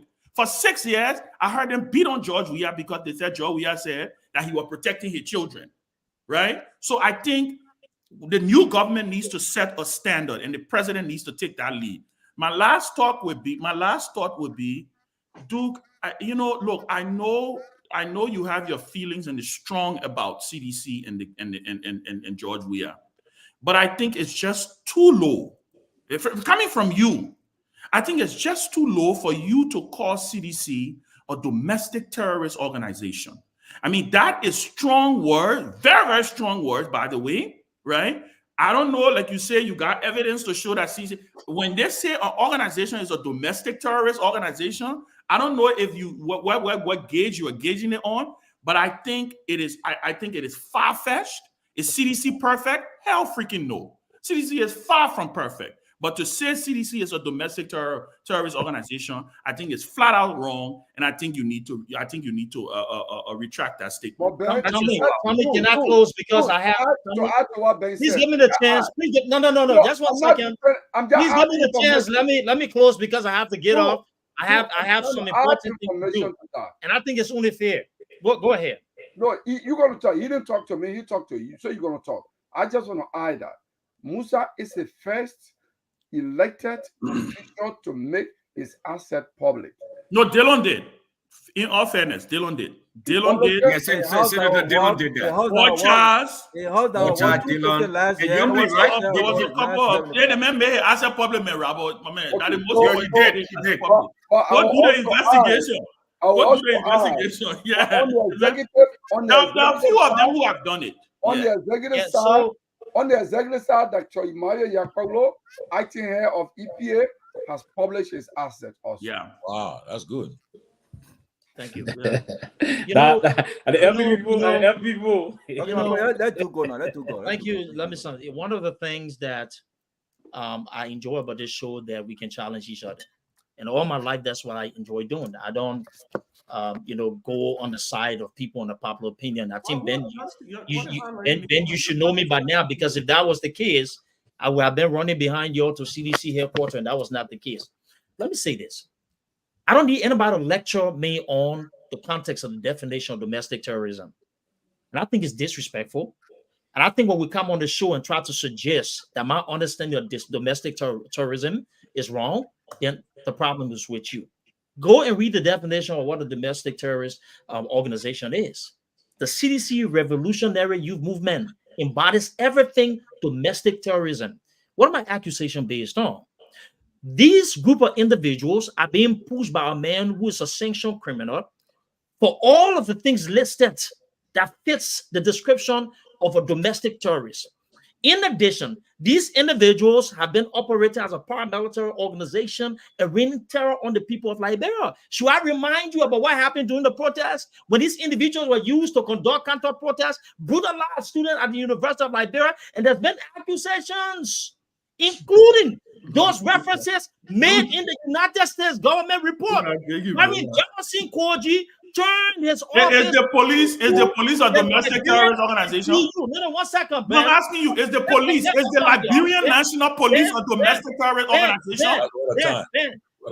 Yes. No, I'm asking you. Answer that question. Is the Liberian National Police a domestic organization? Jefferson Who are called you responsible for Tillia? the Morocco State Corporation. Where were you, Ben? Ben, I know you. I know you're a supporter of CDC. You're obsessed with George Weah, right? You believe in the whole fairy tale of George Weah. I'm not a worshiper. Ben, let me remind you, I have never taken a dime of money from government. I have never been sponsored by no politician. Nobody will tell you that if actually give me a dime to speak on the behalf. I speak with conviction, and I will go places that a lot of people won't dare to go, because you know what? It shows courage. If that's the difference between you and I, let it be so. But I'm not going to hold back. The Revolutionary Youth Movement, or CDC, is a domestic terrorist organization. And listen to me, Ben. In the few days and leading up to months, there will be a lot of conversations about those who are feeding the behaviors of CDC, those who are behind the protests in Grand Cape County, the individuals who are going at night and actually having conversation to cause problem in the Republic of Liberia. You can continue to sugarcoat it, but we expose those people. So I don't have regrets. I understand what a domestic terrorist organization is, and that particular body within CDC fits everything. Thank you very much. Thank you, Duke. So let me say this. You see, that's the beauty about closing argument, right? It's your opinion. It's your opinion. But your opinion don't mean it's fact. And Duke, you see, you are talking about your opinion. But that is the problem, Duke. Let me interrupt you. Let me go on. Interrupt you, Duke. People don't talk. People, you been showing a lot of whole politics. Ben myself cross talking. Ben made a point, and I pushed him back. No. You guys are not cross talking. You are interrupting him. Ben, your opinion is not a fact either. Exactly. But you didn't listen to what I was about to say. Ben, your opinion is not fact either. You agree with that? But Duke, you did not listen. You have not given me chance. You have not given me chance. No, I just needed what I was saying. That's all. You have not given me chance to finish what I was saying. Go ahead and feed on the battle of George Weah. No, go ahead. What I was about to say to you, right, was that your opinion is not fact. My opinion don't necessarily mean it's fact. It's opinions. Everybody on the show got opinion. Every one of us. Opinions like noses. We all got one. That's what I'm trying to say. But I have a right, just like you do, to disagree with your opinion, and you can disagree with my opinion. And the second thing I want to say, right? There's no reason why, again, nobody's trying to censor anybody. I disagree with you that CDC, the Coalition for Democratic, the Congress of Democratic Change, by extension, the Coalition for Democratic Change, is a domestic terrorist organization. And if your definition of domestic terrorism mean people having there's been disturbance or threat on people and stuff like that, that's why I ask you. No. It's a paramilitary organization being used, right? To violate the rights of the people of Liberia. But when I listen, and you talk, and I listen to you. I ask you the question just now. Guys, it's 1 o'clock in Liberia. Yeah, we gotta go. That's why I asked the question just now. Will you consider the Liberian National Police a domestic terror organization? The Liberian, listen. Ben, I think Ben, at the beginning of the show, we did highlight instances where we was killed in a water. I've been bringing them all. Terrorism, we can all agree. I can't see them all. I disagree. I know, Ben. I know you love George Weah. I'm not Duke is so respected on this. Let me ask you a question. Let me ask you a question, Duke. Are you a worshiper of Joe Boyka? No, I'm not a worshiper of George Weah. So then why are you calling me a worshiper of George Weah? Because you are obsessed with George Weah. You get upset. You're the new Keff Hassan. Duke, you know who's upset with George Weah? Yeah, you know what I've done on this show? No, you know who's obsessed with George Weah? I think you are the one obsessed with George Weah. Let me say this. You don't utter a word without calling George Weah name. You know what I've done? On this show, I have criticized both Joe Boyka and George Weah. Oh my God, Duke. Repeatedly. God. You became silent. All right, Duke. I hear you. George Weah. And yesterday you agreed. All right, Duke. I hear you. That you are now a citizen. Duke, we agree. See why we upset you. Duke, I agree with you. I agree with you that you're now upset. Okay? For now, you tell the show that we are teaching George Weah all day. Duke, you know what is obsession? Obsession is the moment you open your mouth, is you call the person name. What I mentioned in the name. No, that's good. Let's move forward. I am not getting paid by Guys, George Weah. I never we'll received a cut dime it from out. George Weah. But who getting paid by George Weah? I'm just saying this to you. Guys, I never we're not received a turning dime off from the George whole Weah. My man, Duke, where, man? Let me know that. Let me know that. That's not what I'm saying. Duke, you see, that's your problem. And speaking on That's national your problem. issues. Your problem is, Mr. President, the reason why you are upset with me. my man, Duke, you think speaking the loudest mean you saying something? No, that's not true. Dude. Speaking the loudest don't mean you saying something. So will Guys, we can have guys, it without everybody else. Guys, good And night. I will Good night. still Good put show. a better argument than you. Guys, good Good night. night, man. Good show. Yeah. Guys, good Let's night. do it. I challenge you, Ben. Guys, One-on-one, you can guys, Duke, we can have that conversation later. Guys, let's have that conversation later. We'll pass it later. Please. I'm gonna end this show, guys. I'm the guys in the studio back home. Thank you. Thank you so much. Robert, I see you dancing on Facebook. Thank you, guys.